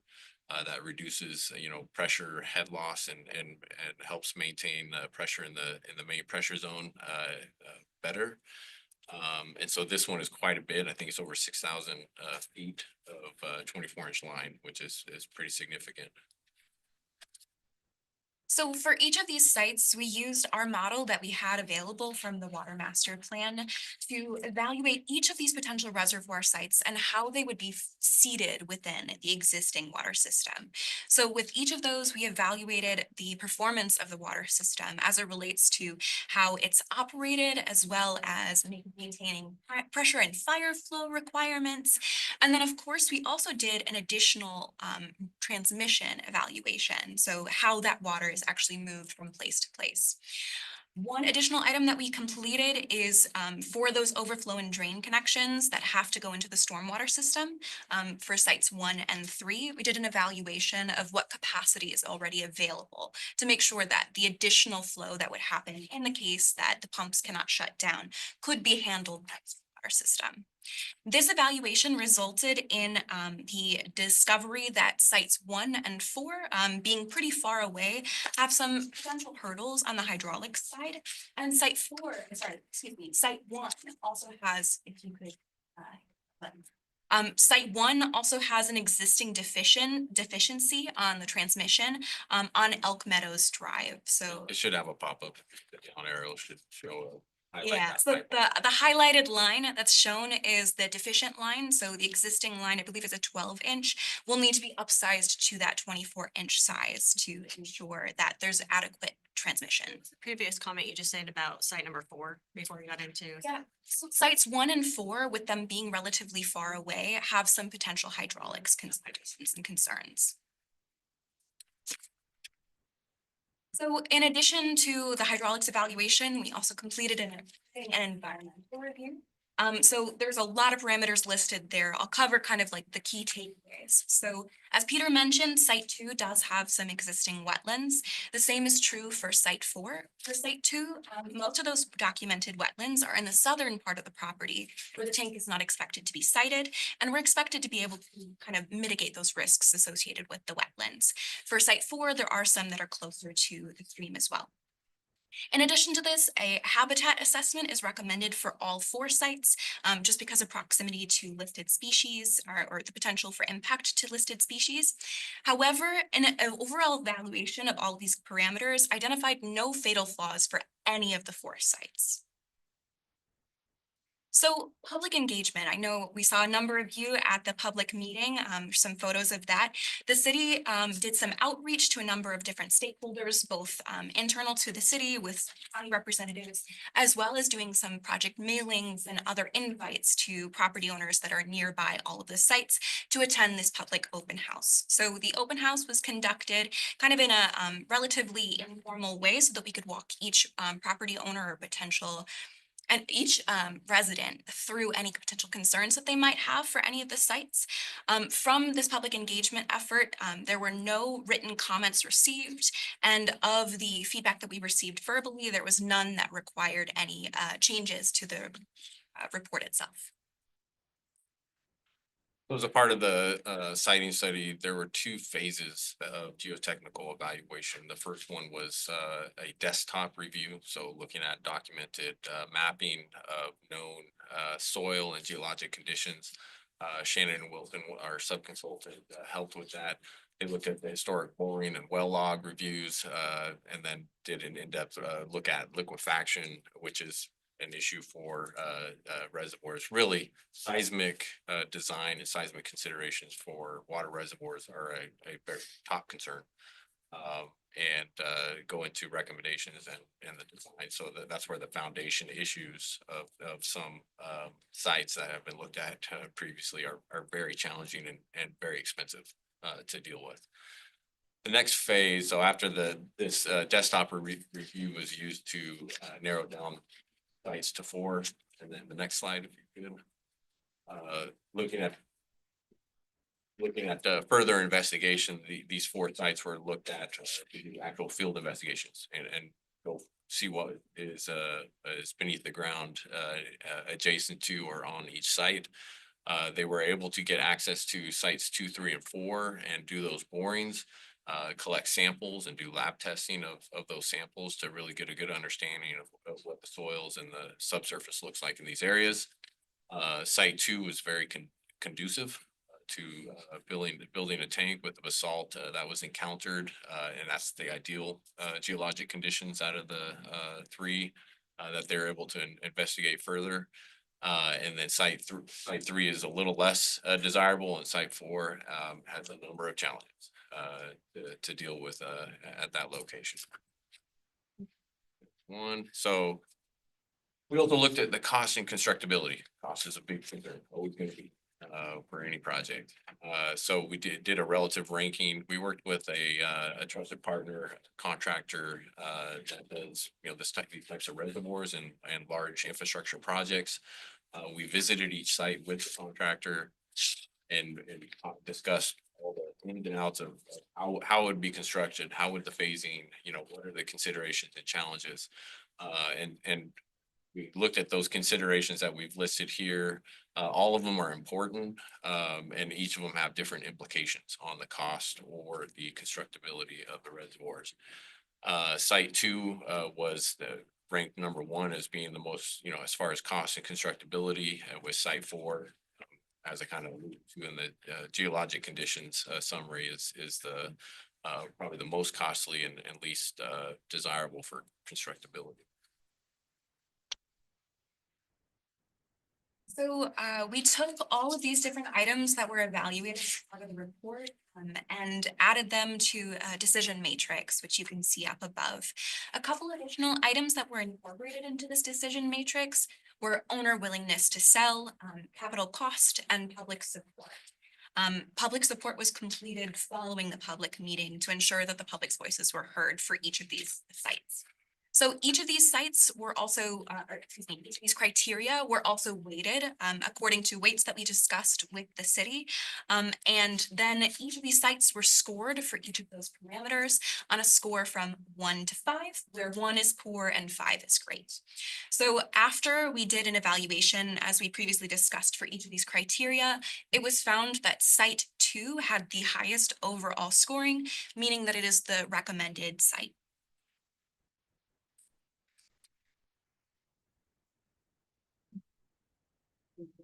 So recommended site, as I mentioned, was site 2.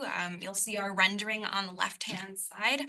And some of the main criteria that led to site 2 being some of being the recommended site is because of the pipelines that we discussed earlier, the connection to the water system and the overflow and drain line being relatively short pathways compared to the other sites.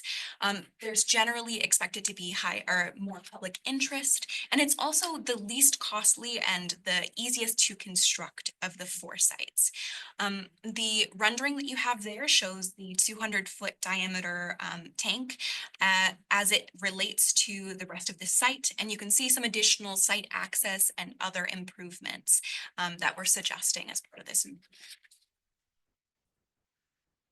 far as the next steps moving forward, and we'll have next slide with questions and comments and that you may have there. But as far as recommended next steps, is finalizing the siting study and doing another final presentation to you as a council. in January. And then moving forward, looking at property acquisition with doing evaluation of the property and starting that process. A portion of that is already in the scope, a scope project that we have right now with our Common Street property acquisition subconsultant. Then also working in parallel is solidifying the funding. Very important component of the project, obviously. I know city staff have been working on that and and then stepping into the design for both the tank and the site, and as well as equally important is the pipeline and the connections to the system, which would then move forward with the construction process. So, really, that's the overall summary. Like I said, we appreciate both staff and, stakeholder participation in the process and questions that have come up during the process, and any questions or feedback that we could see from you. Think so. I think I've been familiar with a lot of this. I was just kind of curious on what you just touched on is what the next steps are, where we go from here, so. I have just a couple of reservations about site two. Historically, the city doesn't have the best track record with building things in wetlands. So I'm of course concerned about the mitigation on that property. I'm also concerned about it being in the middle of subdivisions and the work that's gonna trucks and everything that are gonna have to go through those subdivisions. I personally think site three would be better, and it's pretty close in the running to site two, just because it's right off Sykes, which is a common road, and the neighborhoods and the people wouldn't be as affected by the project. And no mitigation, of course, which I'd rather stay away from, but Yeah, appreciate That's just my, appreciate the yeah. comment and yeah. perspective. Yeah. Do you want to add to that at all? I mean, they're all valid comments and concerns and questions. The wetlands is a concern to work with. I feel like the big portion of the pipeline, the footprint of the overall project will not, be on the wetlands. And so the part of the mitigation is avoidance. We will not be able to avoid it completely. There will be some, subsurface, whether it's going to be a directional boring to get underneath the wetlands and, come out into the creek that has its own permitting requirements. And so we've looked at all that in great detail and listed out all the permits that we're gonna have to, get associated with that. It's not that you can't do it. It just takes that permitting process and defining that with whether it's Army Corps, whether DSL, so on and so forth. So it is a challenge. And then with the neighborhood, there are challenges there. It's not far from at least to the east and to the west, different densities there, residential areas. And that's something that could be addressed and worked on. Specifications and, work hours and, how friendly they need to be for the construction process. Councilor Hubbard? I was involved with a few of the discussions and landed on this site, and I think what spoke to me was geologically, this is the best site, and that's the most important thing for the community, that it's not gonna flush down the hill on everybody or during a quake or something. And the secondly is, from what I understand, the property owner is willing to sell. So there's the two big things for me, and it seems to be the right path there. Anderson? Yeah, I agree with Russ. I had questions and I talked to Alexis before the meeting that got cleared up, so I'm good. I didn't really have any questions. I went through them. Moreover, I actually attended the public forum that you had where you guys answered a lot of questions. And I also wanted to say thank you to Mohammed, for setting that up and you guys being here. I think I think Sharon was here as well. But this is exactly what I believe we need for our community when we're making big decisions like this, is the community engagement. When it's public comment, they can't engage and ask questions. And so I just really appreciate the fact you guys were here, and that those neighbors or anybody else that came in that had the questions, they could get the direct information. So it also cuts down misinformation that gets circulated out in society. So I just want to say thank you for being here and taking the time with the citizens that had those questions. It's appreciated. Otherwise, I didn't have any. Did you have anything else to add, John? There's been a lot of really good work going into this and, you know, the site too is geology is kind of, the construction's just a point in time that's temporary and then here for the next 100 years, so.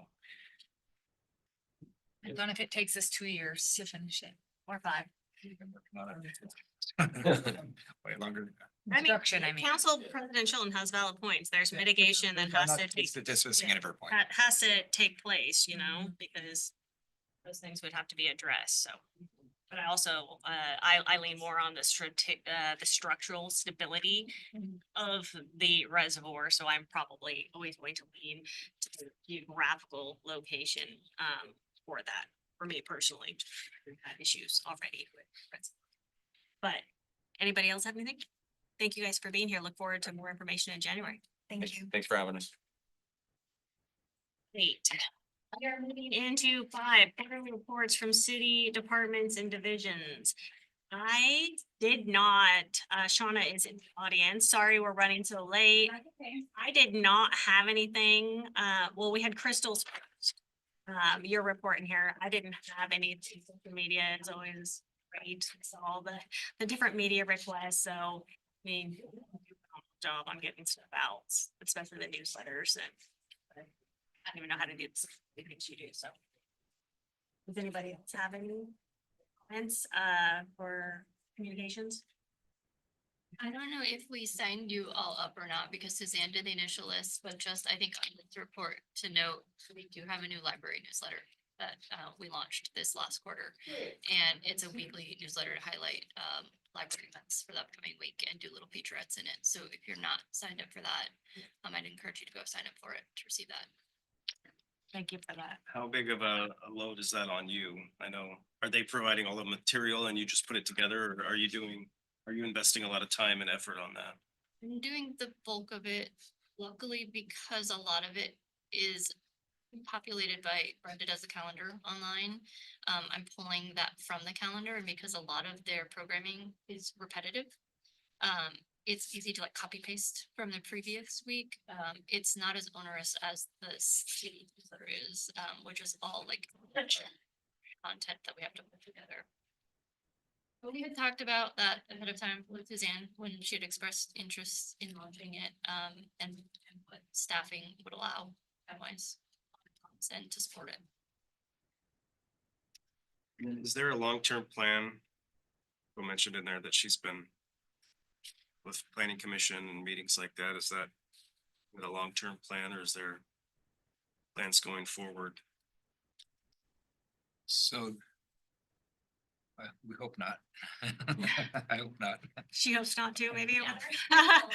Last week on Tuesday and then the UB Rate Forum on Thursday. Yeah, just out of operational necessity, previously Jenny Dimito filled that role in the planning position, which we've been holding off as long as possible to concern for the budget and budget impacts and without completely overwhelming Jacob, so. Watching that closely, understanding we're really thin right now, so staff wise. And just personally, I'm happy to help with that coverage, in the interim. Because most of that work occurs, obviously it's outside regular hours that I'm supplying that coverage. So it's not at least impacting communications itself. It's just adding extra time to the calendar each month. Thank you for doing this. Well, thank you. Yeah, and also you were here during the utility billing public forum and you put that on YouTube and I thought that was fabulous. So kudos to Mohammed and Sharon that was here as well as Steve Dolan. Again, that's exactly what I feel like our citizens need when we are introducing something that they can come in and actually engage in a two-way conversation and get questions answered to cut down on the misinformation, and having you here and put it on YouTube, extremely beneficial. We can then, as elected officials, go back and direct people to that information. And there was, it started hot and then there was a lot of information and that two-way dialogue is definitely beneficial. And so thank you for being here, because that was, I think, out of hours as well for all of you. But the more that I think personally we can do that as you guys as staff and, you know, as a council in general, it's just, I think it's tremendous for our citizens, honestly. I think we should continue to do that with every major decision that we can put it out there. So thank you for that and getting it out. Back to Sean on recreation, related to being in the room here, there on the agenda tonight, there's a extension of the agreement with the facilities, use of the school district facilities and schools. It's just a temporary. Yeah. Okay, about that, Shauna, that would be good. They're working through our IGA that will have more, we'll have another agreement with them. I believe it's for a couple years. I'll have to look at that, but this one's just an extension because they had some questions about some of the insurance requirements, so that's why it's not the actual agreement, it's an extension instead. See that on tonight's agenda. So with that, popping over to the recreational report. So and as usual, what you do is valuable for the youth in this community. So very much appreciated. I feel like we almost need more youth activities. Luckily, we have, you know, you and we have the library to provide those things, but they're essential. Like those are essential services that we have that it would be detrimental to not be able to afford them, provide them. So I hope that citizens take the time to really recognize that even if they don't have children that participate in those things, or they don't participate in a library, that those are services that a lot of people do and they count on. So you do a phenomenal job. Anybody have anything? You have any concerns or anything we should be aware of? I know you don't get a lot of attention from us, which is usually good, but I also want to make sure that you're being heard if there are things going on that you do need us to pay attention to. Yeah, everything right now is going great. We are doing the 4 after-school programs. So we have about 110 kids each day in our care. We're in the grants right now. We're year 3, the 5-year grants. And so hopefully that sustains, because that was one of the possible federal cuts. And so hopefully the state of Oregon or other funding will come through to make that sustainable, because it is really important for our youth. And then we just have some contracts that you'll see coming up with the school districts. We started those in 2018 and they're at the end of those terms. So the IGA that John was talking about is a shared facility. So we don't pay to use the facilities there. So we'll be launching our basketball season in a couple weeks. And we have about 300 kids from St. Helens area that play in that. We partner with Scappoose that brings over about 200 kids, and then Vernonia brings over about 80. And so it's a pretty substantial, big lift in the community on the weekends with folks going out to lunches and things like that. So it's kind of a different kind of tourism that happens during that time. And we really try to work with the restaurants on providing sponsorships or coupons if they wear their jerseys and that sort of thing to create that community pride. So yeah, I don't have any concerns right now. Everything's going well. The building's being used a lot. I do a lot of rentals with other nonprofits and partner agencies. We just graduated a Parents in Recovery series, 17 weeks. These folks went through these classes and they're working on getting their kiddos back in their custody care. We partner with Columbia Health Services for that. And so that was pretty awesome to go to the graduation last night.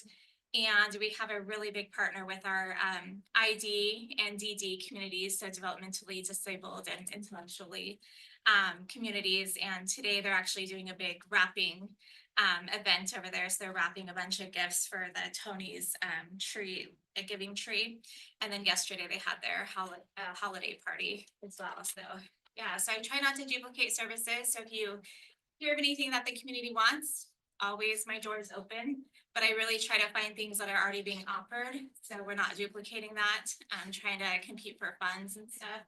But also I'm always up for discussing new ideas. We have 6 high schoolers that we're employing right now through the grant. And so that's been a really great partnership with the high school because they do get credits as well as get paid. And I know Brandon and I have talked about youth council type things, and I'd really love to lift that if that's something in 2026 that we can get going, because I think that's really impactful for them. I think that's a fantastic idea. That's all my 2026 goals. We're like moving through, I feel like what my 2025 goals are. So working on the 2026. And when Counselor Sundin mentioned that as part of something he was interested in, and then actually when I had attended some of the school board meetings and seeing youth presented there, I think that is just something that we should do here. So I'm focused on that for 2026. Hopefully Counselor Sundin and I can kind of partner on that. I know he has some information. Just because it had bumps and bruises in the past and maybe wasn't successful does absolutely not mean that we cannot make that a successful program right now. And I think we should have our youth involved.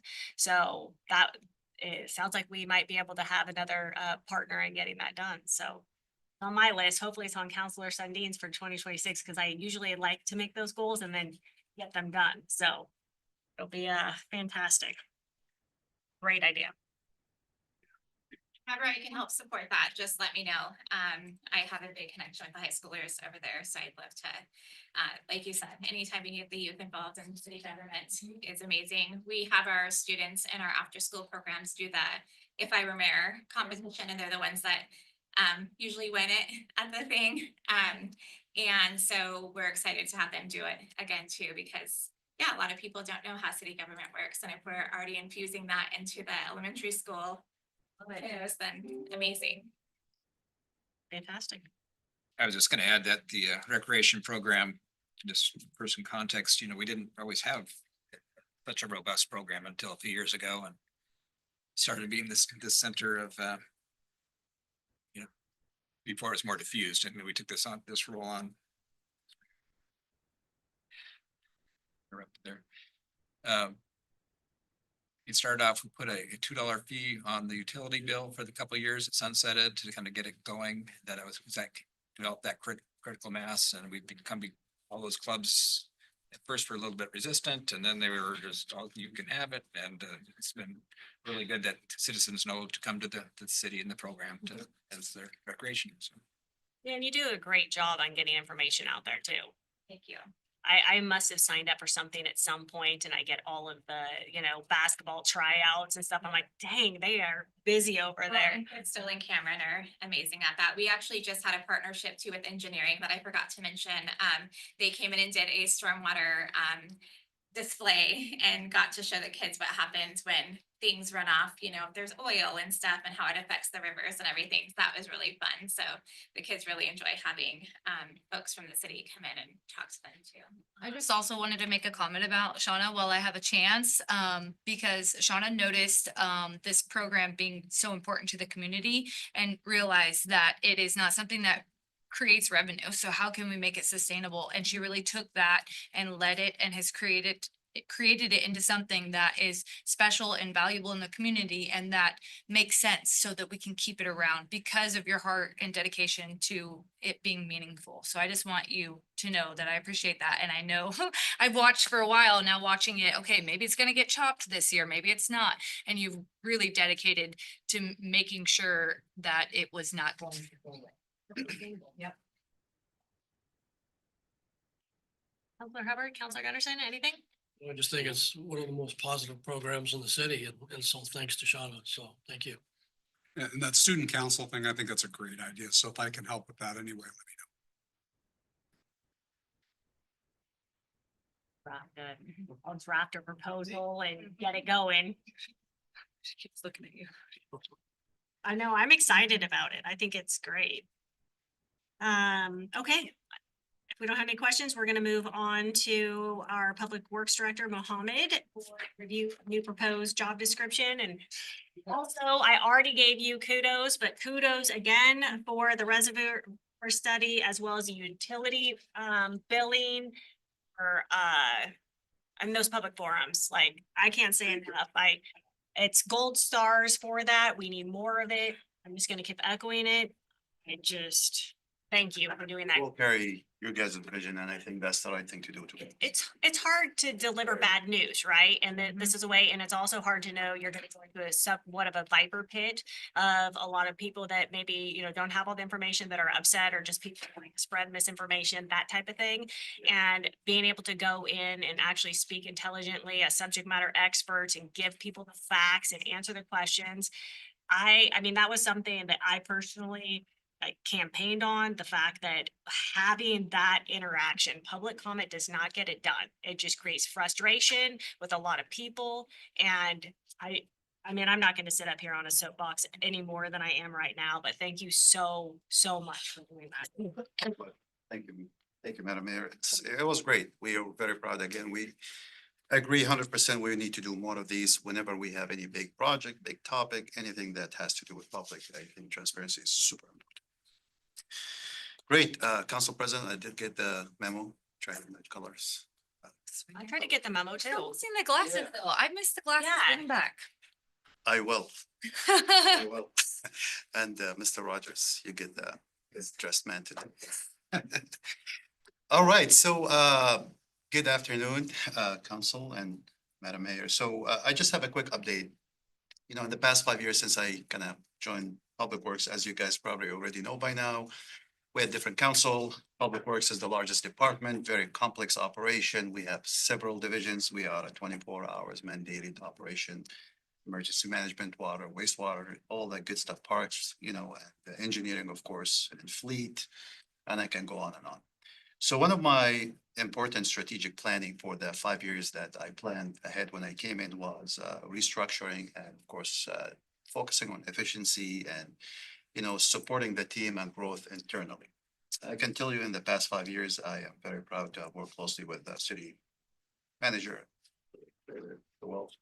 on that plan, and it was supported. And, I kind of wanted to showcase the importance of that structure and best practices in the field, and also investing heavily into the professional development within our team. And I can say today, I'm very proud that 98% of the Public Works strong level of service that has been increased through internal investment into our teams who have grown tremendously in their roles. And I can give you a lot of example, one of those areas in the water department, we have combined, we had, of course, wastewater treatment plant, water filtration plant. They were completely siloed, two different operation under one department, different professional roles. And I have revamped that entire space and division under one umbrella, with promoting Aaron Kunders as the water quality manager, who's been here for many years. Again, invested a lot of mentoring and stuff like that. So where we're going with this, I kind of showed you a couple org chart from the high level. So there has been tremendous amount of work going into this before you all joining. But I'm getting at, I would say, 85% completion of that full 100% solid plan for Public Works. However, this specific role that you see here is an operation manager for Public Works operation. The goal is to really continue that path of investing into our team and bringing the team together and break any silos between the parks, fleet, facilities maintenance, and operation. This is a very large department with very complex operation. And currently, we have successfully brought Ethan as our Public Works supervisor, who's doing a great job in his role. And that was, again, an internal professional development investment into the team. And now I'm looking to add this layer to continue that path of success and be consistent with every other department. For example, engineering, you see we have engineering manager, water quality manager. I'm looking for that operation manager, one point of contact for the city, myself, city leadership when needed for anything has to do with operation in general. And for the very future reference, we'll be at 100% when we get an IT manager at some point when things develop. We talked a little bit about that, but that's premature. But I did put it there as vacant for the final piece of the strategic plan. 100%. With that said, this is a new position.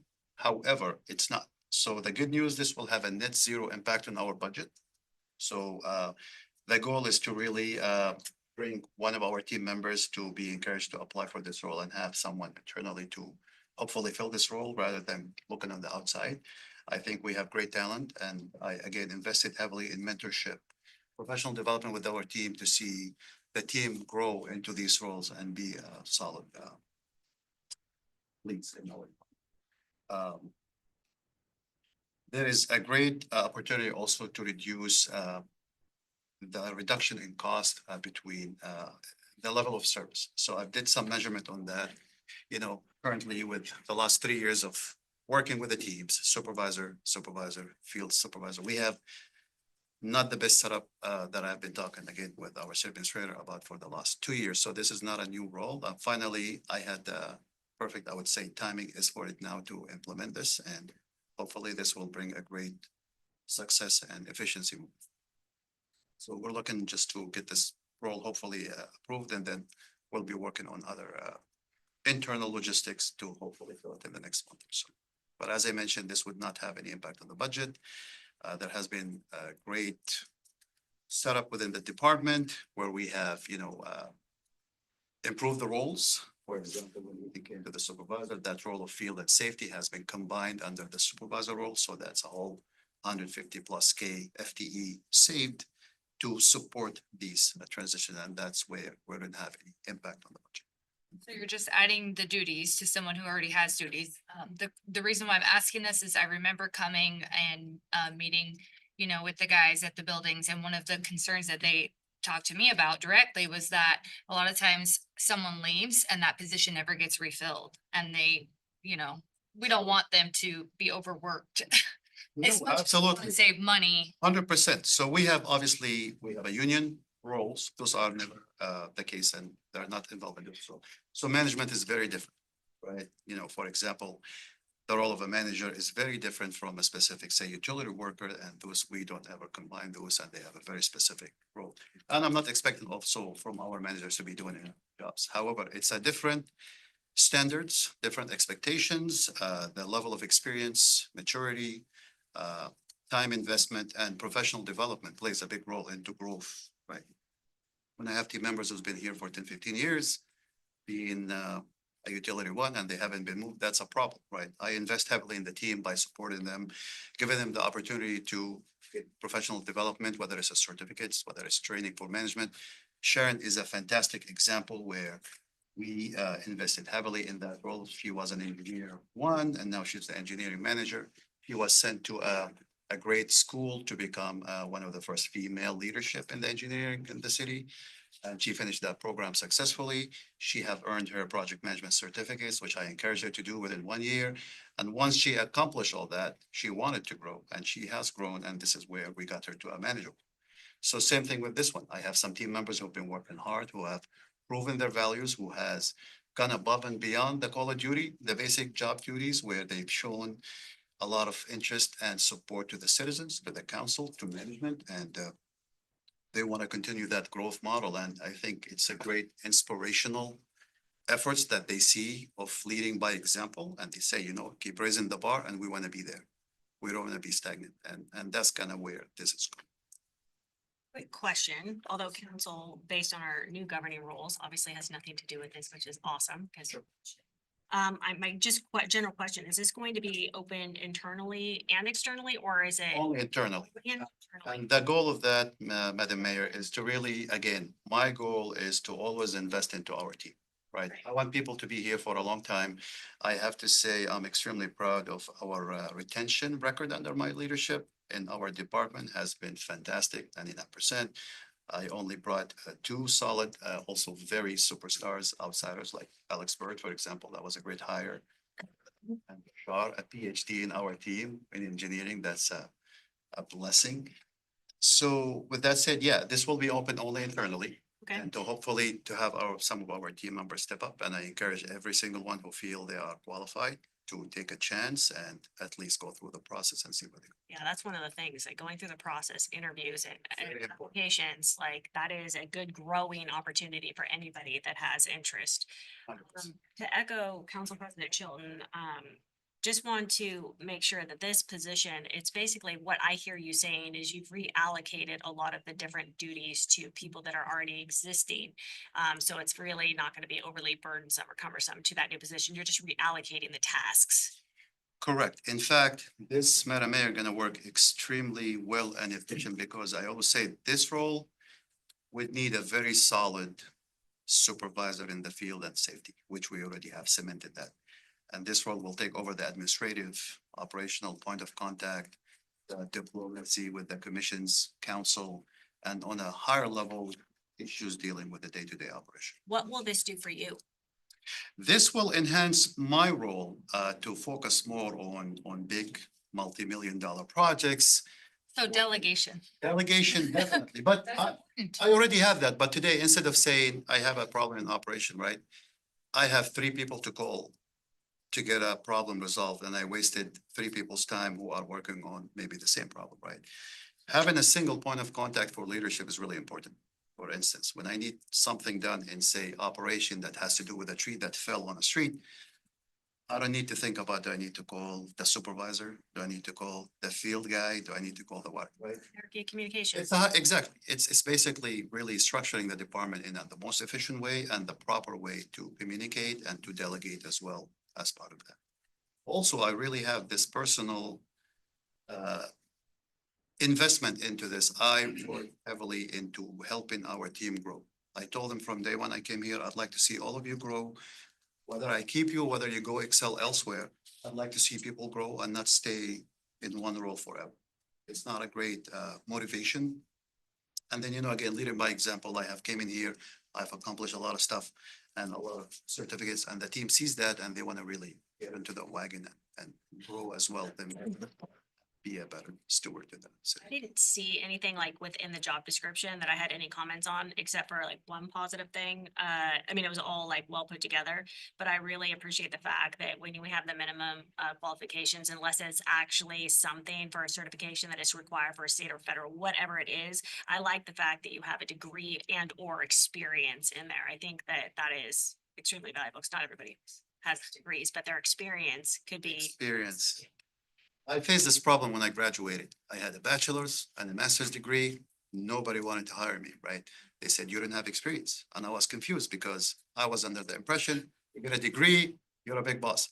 Anyway, long story short, I struggled for a long time. I told my team, and they know the story. I worked cleaning bathroom in a gas station in 39th and Division, and I was very proud of that. It taught me a lot, and it taught me the value of experience, the value of working hard, the value of principles and ethics, regardless to what your background education. It's important to take that job seriously at all costs, and then you will grow exponentially once you put your heart into it. Right. Does anybody else have any questions?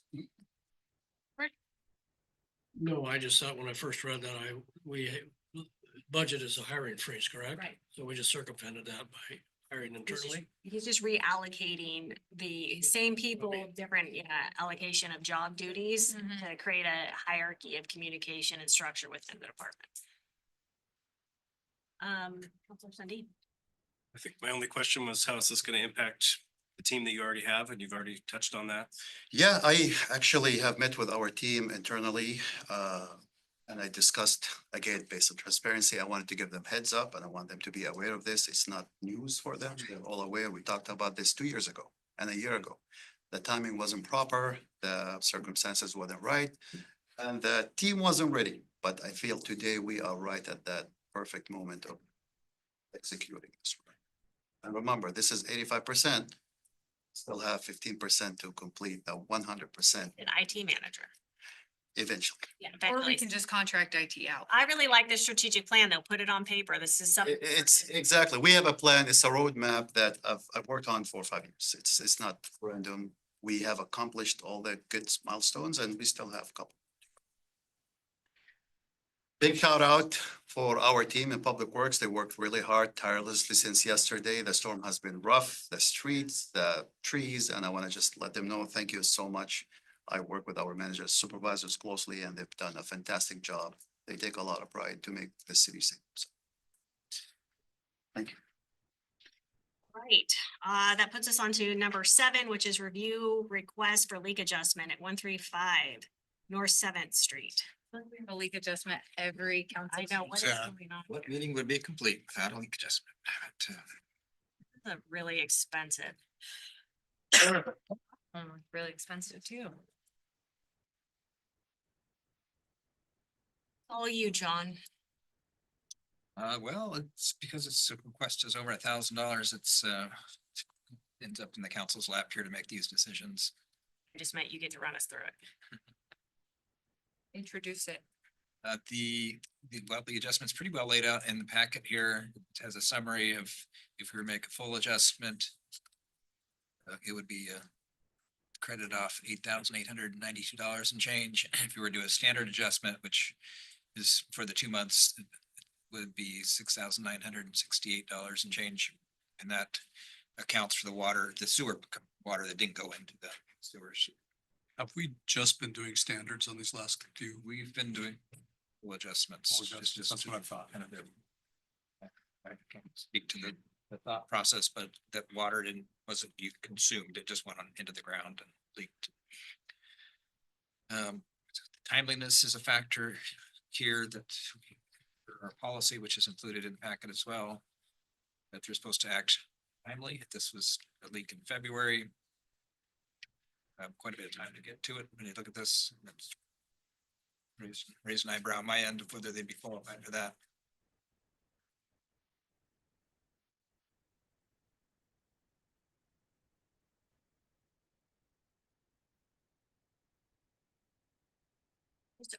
I'm still missing on how this went on.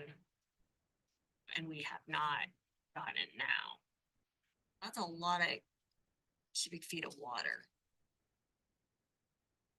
We've had pretty big leaks that are underground, under houses that just go unnoticed until build cycles go by. That was my only concern, which I shared with the last one too, is just the timeliness of this, that this is almost a year ago that this happened, January and February.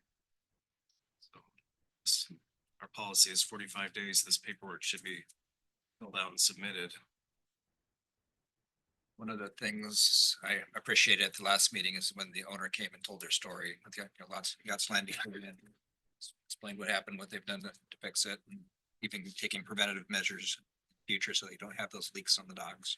I agree with you, the fact that it was explained and moreover that it was mitigated going forward. And my concern is the fact that my concern is the fact that the timeliness piece too, if we have a policy, we should be following our policy, because otherwise I feel like that leaves us vulnerable to, you know, picking and choosing what we're accepting or not. I get, it says in there that there was kind of that initial sticker shock. They couldn't believe the price. And then months later, I finally decided, yeah, I do owe that money and I need to get on that, but I don't know. I just feel like it should have been done a lot sooner. Doesn't the utility billing department reach out? I mean, I've had a leak at my house that I had to pay for before, like, and they reached out and said, hey, is something going on with your billing? Did that happen in this case too? That is, we do that. I'm not sure specifically on this if they were notified.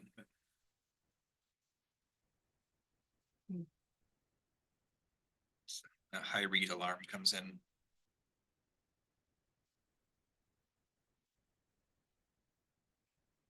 Okay. Counselor Hubbard, do you have any questions or comments on this? Well, I guess the only comment is you can't leave a property vacant and not observe what's going on, so they're responsible for some of that issue.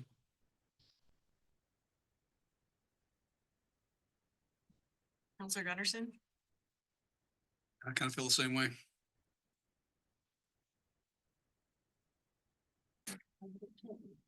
Well, I think you guys know how I feel about these things. I really do think we have to follow policies and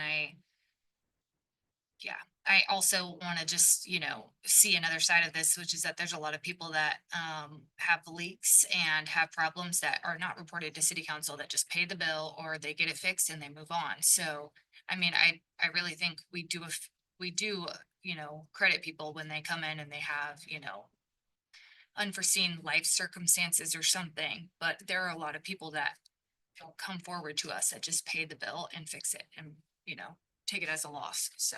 But I guess that I'm also tripped up a little bit on, and maybe John, you can help, is why is the invoice date from Northwest Plumbing for September when this happened in March? Can you explain I that? believe the house was vacant and the house is shut off. So it got shut off after that and then the repair happened? Is that what I'm Yeah, I think- following here? That's what I didn't understand either, is what happened in between. They had enough money to address it kind of thing. They just turned it off.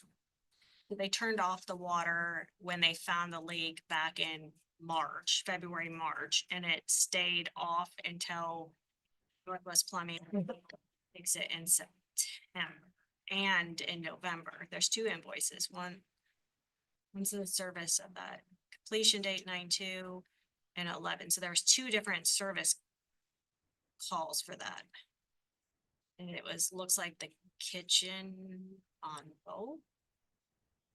Is that what I'm reading? Yeah, I wish that they also would be here. That, You could defer it to a future date too. So I have them. well, I think that I'm also stuck on the policy on the days. I think this individual might have been at that rate. Look, town hall the other night, I think somebody there mentioned that they had an upcoming of these. I'm assuming that's who it was. Oh, in the front row. Mhm. There's another one very similar coming next week. Oh. But then you wanted to look at them. My only concern is the timeliness of the whole thing. It's-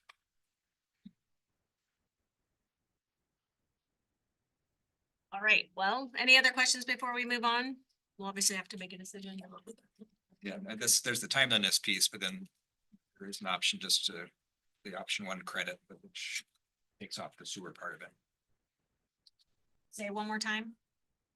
That you could, I think timeliness is a threshold issue, whether it's qualified or not, but between crediting off the partial, which is follows the policy, if it was more timely. That's a pretty good chunk, and then the rest of it. Sounds like there may not be an appetite for that.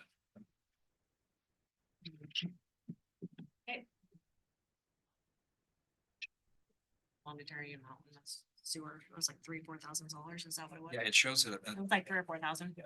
And I see that computer's being really slow here, so. What was the outcome for that as far as, does it need to go on tonight? We're gonna address it tonight, sounds like. We're not gonna defer it. At least that's what I believe the consensus was with council. We'll just address it tonight. Okay, Up to you. all right, anything else? We good? Okay, we'll move on to number 8 is actually online. Yes, perfect. Okay, so we're gonna move on to 8, which is the review of AFF nationwide class action settlement contingent fee agreement. Let us know when, Ashley, let us know when you can hear this. She's on, but she's muted. Yeah. Can you unmute yourself? Ashley? Yes. Good evening, Mayor and councilors. Can you hear me? Yes. Very good. I'm sorry. This is Ashley Wygod from the City Attorney's Office. I'm sorry I'm not able to join you in person today. And so I'll get started. I'm presenting on the topic of the representation agreement. This is related to the class action lawsuit. It's a nationwide class action lawsuit that the city may be eligible to submit a claim for. Just some brief background. Over the last decade, there have been multiple product liability litigation cases against chemical manufacturers for a chemical called AFFF. It's essentially a firefighting foam and fire retardant. And those lawsuits have culminated in a nationwide class action lawsuit. And the largest defendants, DuPont and 3M, settled in 2023. They created a large settlement fund, a $13 billion settlement fund. And all public water systems nationwide were eligible to file claims and seek recovery. And so there's a law firm, Baron Budd, that was the environmental law firm, very well known, that was the firm that litigated and forced the settlement of these manufacturers. And they also are available to help St. Helens file a claim to try to maximize any recovery it might be eligible for. And as a city attorney, I am local counsel under my Wygod Law Office. Baron Budd is a Texas firm, so they need local counsel. It's a contingent fee agreement. There's no out-of-pocket costs for the city, whether or not there's any recovery. So any expenses that the law firm spends, they'll pay for. And if there is any recovery, it's expected, it's not expected until late 2026 or 2027. So it's a process. And that's all I have. Please let me know if you have any questions. Does anybody have any questions? Nope, that was a good If I remember summary. correctly, we might as well.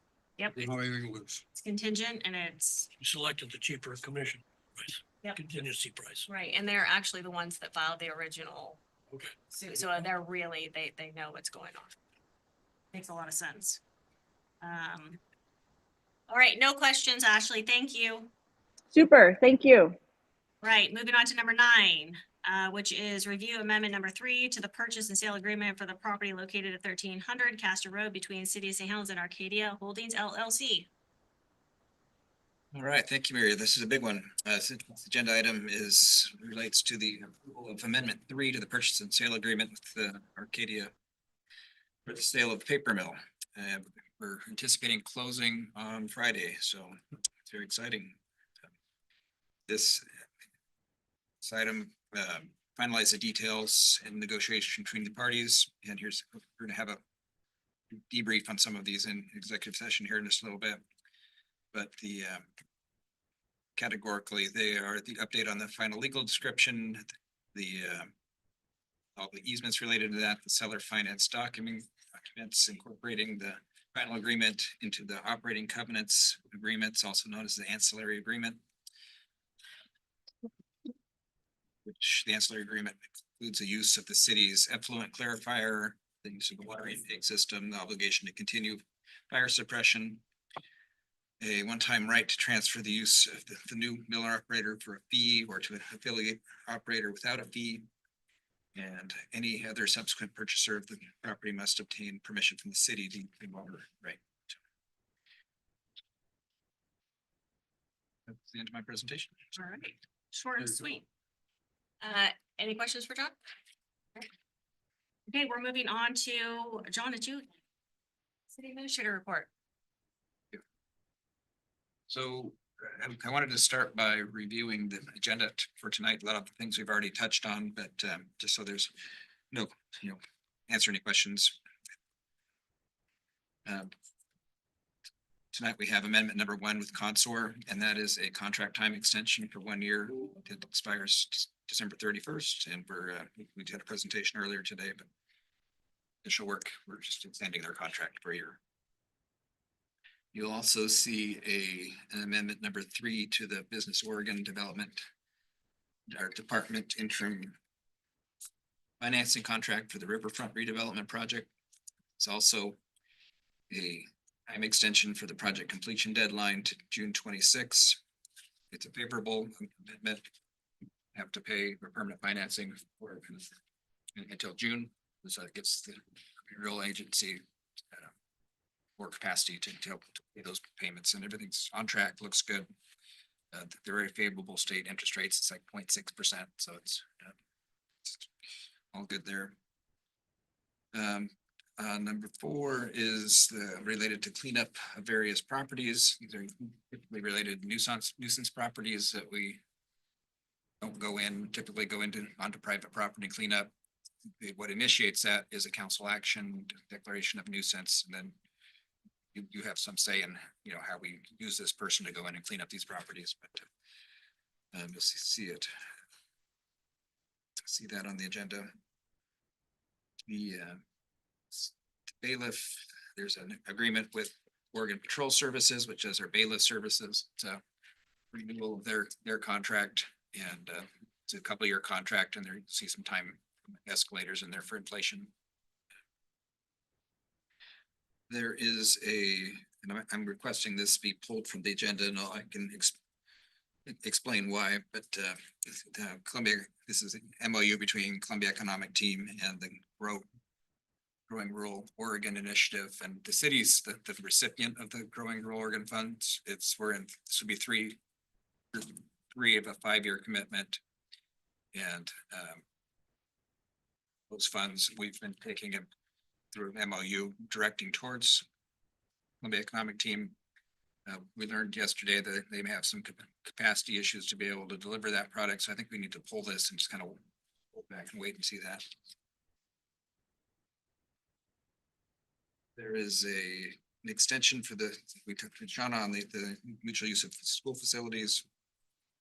And the class settlement action contingency fee agreement.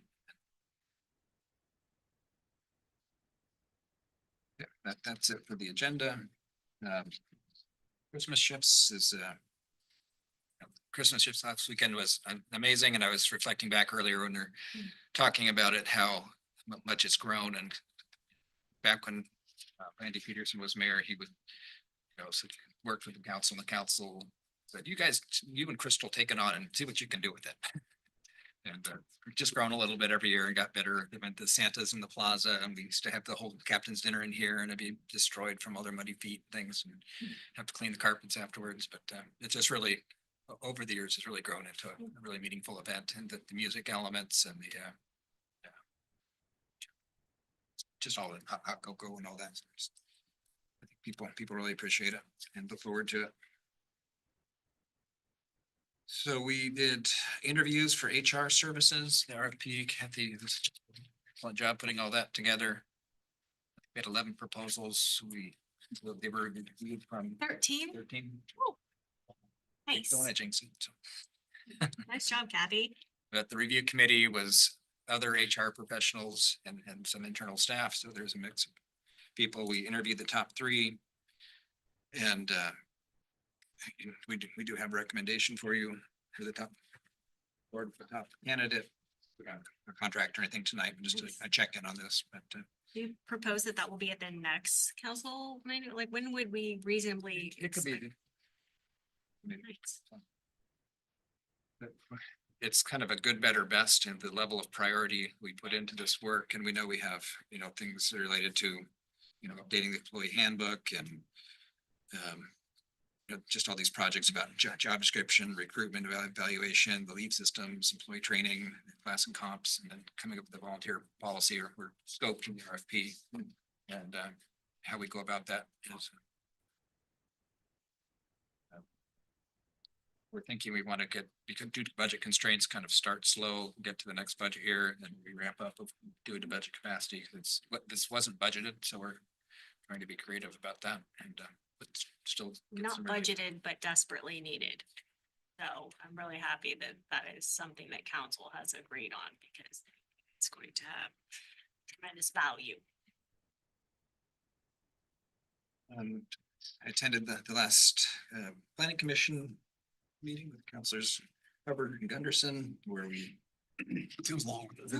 Party all night. It was an all-nighter, but the council did approve the conditional use permit for the police station, and it was also the chair, Jennifer Shoemaker's last meeting, which was kind of special to her. She had been with this project pretty well since the beginning of this, which has been several years now. So that was thank her for her service. And we're also now have possession of the Columbia Boulevard site. So we've had an opportunity to go in and see the site, and the police are pretty excited about the potential that's going to be here.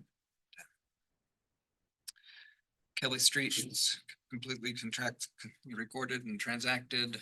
The ground lease and the purchase and sale agreement on 17 what is complete and transacted, and it's good to have those done. Yes, nice job. Yeah, thank you. Thank you for your support on that. The Parks Commission, I've made it a point to attend the Parks Commission meetings now to make sure that because they don't have a planner support there, just to keep focus on mostly about the master planning update. So I have a standing agenda item about list. First, they're going to start with reviewing the existing capital improvement plan and move forward, and then start adding new things to this list. And nothing's going to have an official action until we have the resources and capacity to take that on. And what we've talked about is we have several projects and planning related projects in front of this, as far as the Skep Boost to St. Helen Trail Connector, our transportation systems plan. Those are also both being funded by grant projects. And once we can clear that queue out, we can get back in that queue and get it funded. This funded with some state resources. I like the fact that at least they're being heard and they're having actionable things that they can work on, right? I mean, we want people to continue to volunteer their time on commissions and boards, then we have to listen to them and help continue to move things forward if feasibly possible. So thank you for attending those. Sure. Bargained with ASME today, and I think we're really close, and we'll talk about that in our next meeting. I missed the rate study forum because I was attending a meeting with the Business Oregon leadership, and where we got to make connections with the chairs and our people that are connect us to a lot of resources for these capital projects. So they asked us to come visit them. We made some time to do that.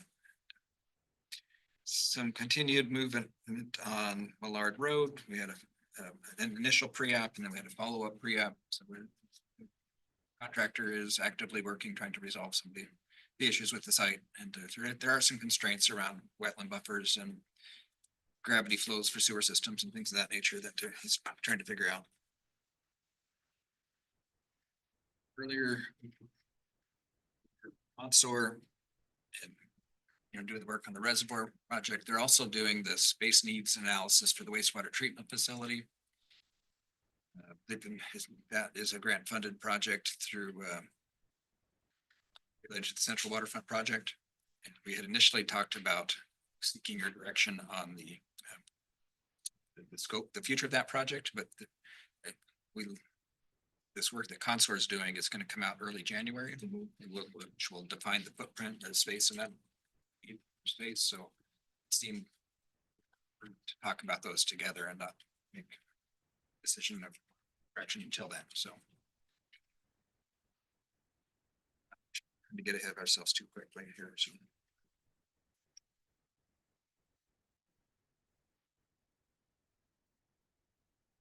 I received notice that I've been assigned to the Water and Wastewater League of Oregon Cities Committee this year. So that's Exciting. also a connection. Congratulations. Congratulations, John. Are you able to facilitate that? I'm not the chair or the vice chair like I was on the energy and environment. There's always room for improvement. Does your bandwidth allow you to participate in that? They're mostly virtual. Okay. Mayor and I met with Senator Merkley's representative to meet and greet, and also a good connection to resources. It sounds like there's going to be some opportunities for the city to go after some funding. So coming up here in January, so we're getting some synopsis of our one pagers to help get some money for either the reservoir or the capacity improvements, whichever is most competitive. That bringing those federal resources results in lower rates or not as high rates. I don't think that gets mentioned enough about how much like yourself or staff are constantly going after grants and funding to reduce the costs and burden to citizens. Like it's nonstop. Like you guys do a phenomenal job at that, really. Like it's a lot of work to submit those applications and those grants and all of that and manage them, but I don't think we say that enough so that, you know, our citizens realize how hard you guys work to go after every single cent that we could possibly go after that you're aware of. It's nonstop. It seems like Senator Wyden's office and Representative yeah, they're always around too. They always seem to be helpful. Yeah, they're helpful however they can be. Yeah, it's good. Yeah, we used to keep a running ticker of all the grants, and it was 30 some million. Yeah, it's a lot. It's a big number. Just enough. It's too bad we didn't have that ticker still, because that'd be nice. Like, Well, you can have a full-time job as a grant writer. yeah, you can. That's a lot. And not even just the writer, to administrate that and like administer them. Yeah, There's manage- so Be much stuff. managing them. Yeah. Right, that generally those grant writers, from my understanding and research, they will generally pay from themselves, because a lot of times that actual work is allocated within the grant, but that's a full-time job. That was one of the things I think you mentioned or talked about as council early on is, you know, when we were talking about HR, is there any opportunity in the future to get somebody that can actively either part-time be a grant writer, right? So that they wouldn't be an additional cost on our budget for an FTE, but they would pay for themselves. And like, I don't know, something maybe we think about in 2026 to continue it. So keep thinking about it, keep talking about it. Rachel Berry used to do a lot of that too. Rachel and Jenny did a lot of grant management, and that burden is shifted onto Gloria and I, and mostly Gloria, so. Getting the grants is great, but then doing the projects is it's a lot of work. I mean, Reporting correct me requirements. if I'm wrong, but if we fail to report or follow the criterion that is set forth by that grant requirement, then we could be in default and have to repay any or some or all of it, correct? Ineligible for future grants. Right, so it's just, Really huge, yeah. so I'm gonna put that on my goal list for 2026. Bring it back up. May I add? Yeah. So a couple of the very important stuff, the stat, been working hard on that, getting those great success stories that you've heard from the state of Oregon, the big accomplishment awards, this helped tremendously with grant securing because of the reputation and the solid delivery of the city is solid with a team that can deliver. And that actually is a great trust and Right. opportunity to continue to get more grants. Because when they're evaluating whether like funding is viable for you, then Correct. also follow through on if you've actually been able Yes, to very important. successfully complete your commitments that was funded for. So, great point. Anyway, sorry, John. Yeah. Go ahead. All valuable. And thank you, Gloria, for all your work on the grants. On Monday, Mohammed, we showed up in force at the DQ office to make our case, and We made a really good case. we made a very compelling case, and it wasn't a hearing, it was a pre-hearing. They agreed to meet in advance to talk about talk about their position and our position, and we actually learned a fair amount that the way we've been managing these permits and the site, it's kind of, the city can't win in this situation where our current model is where we're the landowner and we hire contractors to do work, or we have a tenant that has responsibilities. If the tenant fails their responsibilities, the contractor's not managing that site, that fine goes to the owner and it goes to us. And we learned that it didn't need to be that way. It used to be more prevalent that way. So DQ seemed very receptive to a pretty significant reduction. See what that looks like later the week, next week perhaps. And then, going forward, we're gonna build into our contracts that the contractors responsible for the stormwater permitting, out at the mill, tenants will be responsible for their stormwater permitting. And that shouldn't have to see those kinds of things in the future, so. And they were very helpful. Well, that sounds like a great opportunity to improve. Tomorrow, we're meeting with Romano. The initial meetings have gone very well. It feels good. Shared vision. All the things that we talked about wanting, they're looking to try to pencil and make it work, and eventually come down to the economics of it and how it works. When are we going to be able to see some of this shared vision? Renderings. Yes. It's in the schedule. We may see something. Meeting tomorrow, you say? Yeah, I didn't hear about this one. I haven't got any notifications. It's the 18th, yeah. Oh, and you guys are supposed to be there. I'm glad I brought it up. I will check in with their assistant scheduler. I'll make sure they add you both because they send a bunch of meeting invites. They should supposed to have both of you on those, but I will. First email, I wasn't. Thank you, Mohammed. you weren't on it. Yeah, good. I'm glad I brought it up. Okay, so there's a meeting tomorrow and then, sorry, did you say when we're going to potentially have some conceptual renderings that we could share with council, but also so our citizens can see? The frequency of meetings is moving up to like a 2-week cadence. Okay. So it's pretty, yeah. So it starts off as concepts, it goes into kind of gray blocks and shapes and space, then it gets more and more kind of defined and where, what it might look like. So like, we're looking at maybe February. Probably won't get anything more unless you sign a letter of intent. That's another step. Mm. They gave you. Okay, I didn't get that. I didn't get that. Yeah, there is a letter of intent. I've circulated with Yeah. our legal. They don't have a lot of. My bookkeeper sent it to you, it was, Well, can we resend, or John, can you just send it to me? Sure. Okay, that would be great. Okay, and then, they've got a concept which is started, okay, the overall, how they would start. And it's essentially taking the whole site and working on both ends and getting them stabilized. right, and then working towards the middle. So that way there's not any cherry picking stuff going on. But no, Not any cherry picking stuff going on, that the conceptual plan would the be whole thing, that was a whole parcel. nice. Yeah. Yeah, so they're not, no, they wouldn't. I mean, they'll probably cherry pick to a degree because they want to be able to. But they're looking at it from a marketing standpoint and what they can bring across the finish line. So I think their view is housing heavy right now, because they'll never find a real person to come in yet. Not rental though. Like actual housing. I guess we'll talk about it later, but. It was rent and condo sort of thing. Mixed use. A mix, but that's the only thing economically they could see as the start.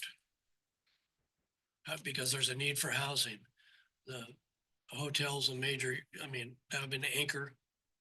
And with this economy and everything, you're not gonna find anybody to come in and take the hit right now. It's a long-term situation. I'm gonna be excited to see what they come up with. Thank you both for being on liaisons for that. And John, you said you're sending them the meeting. Yeah, we'll make sure they get the meeting invite.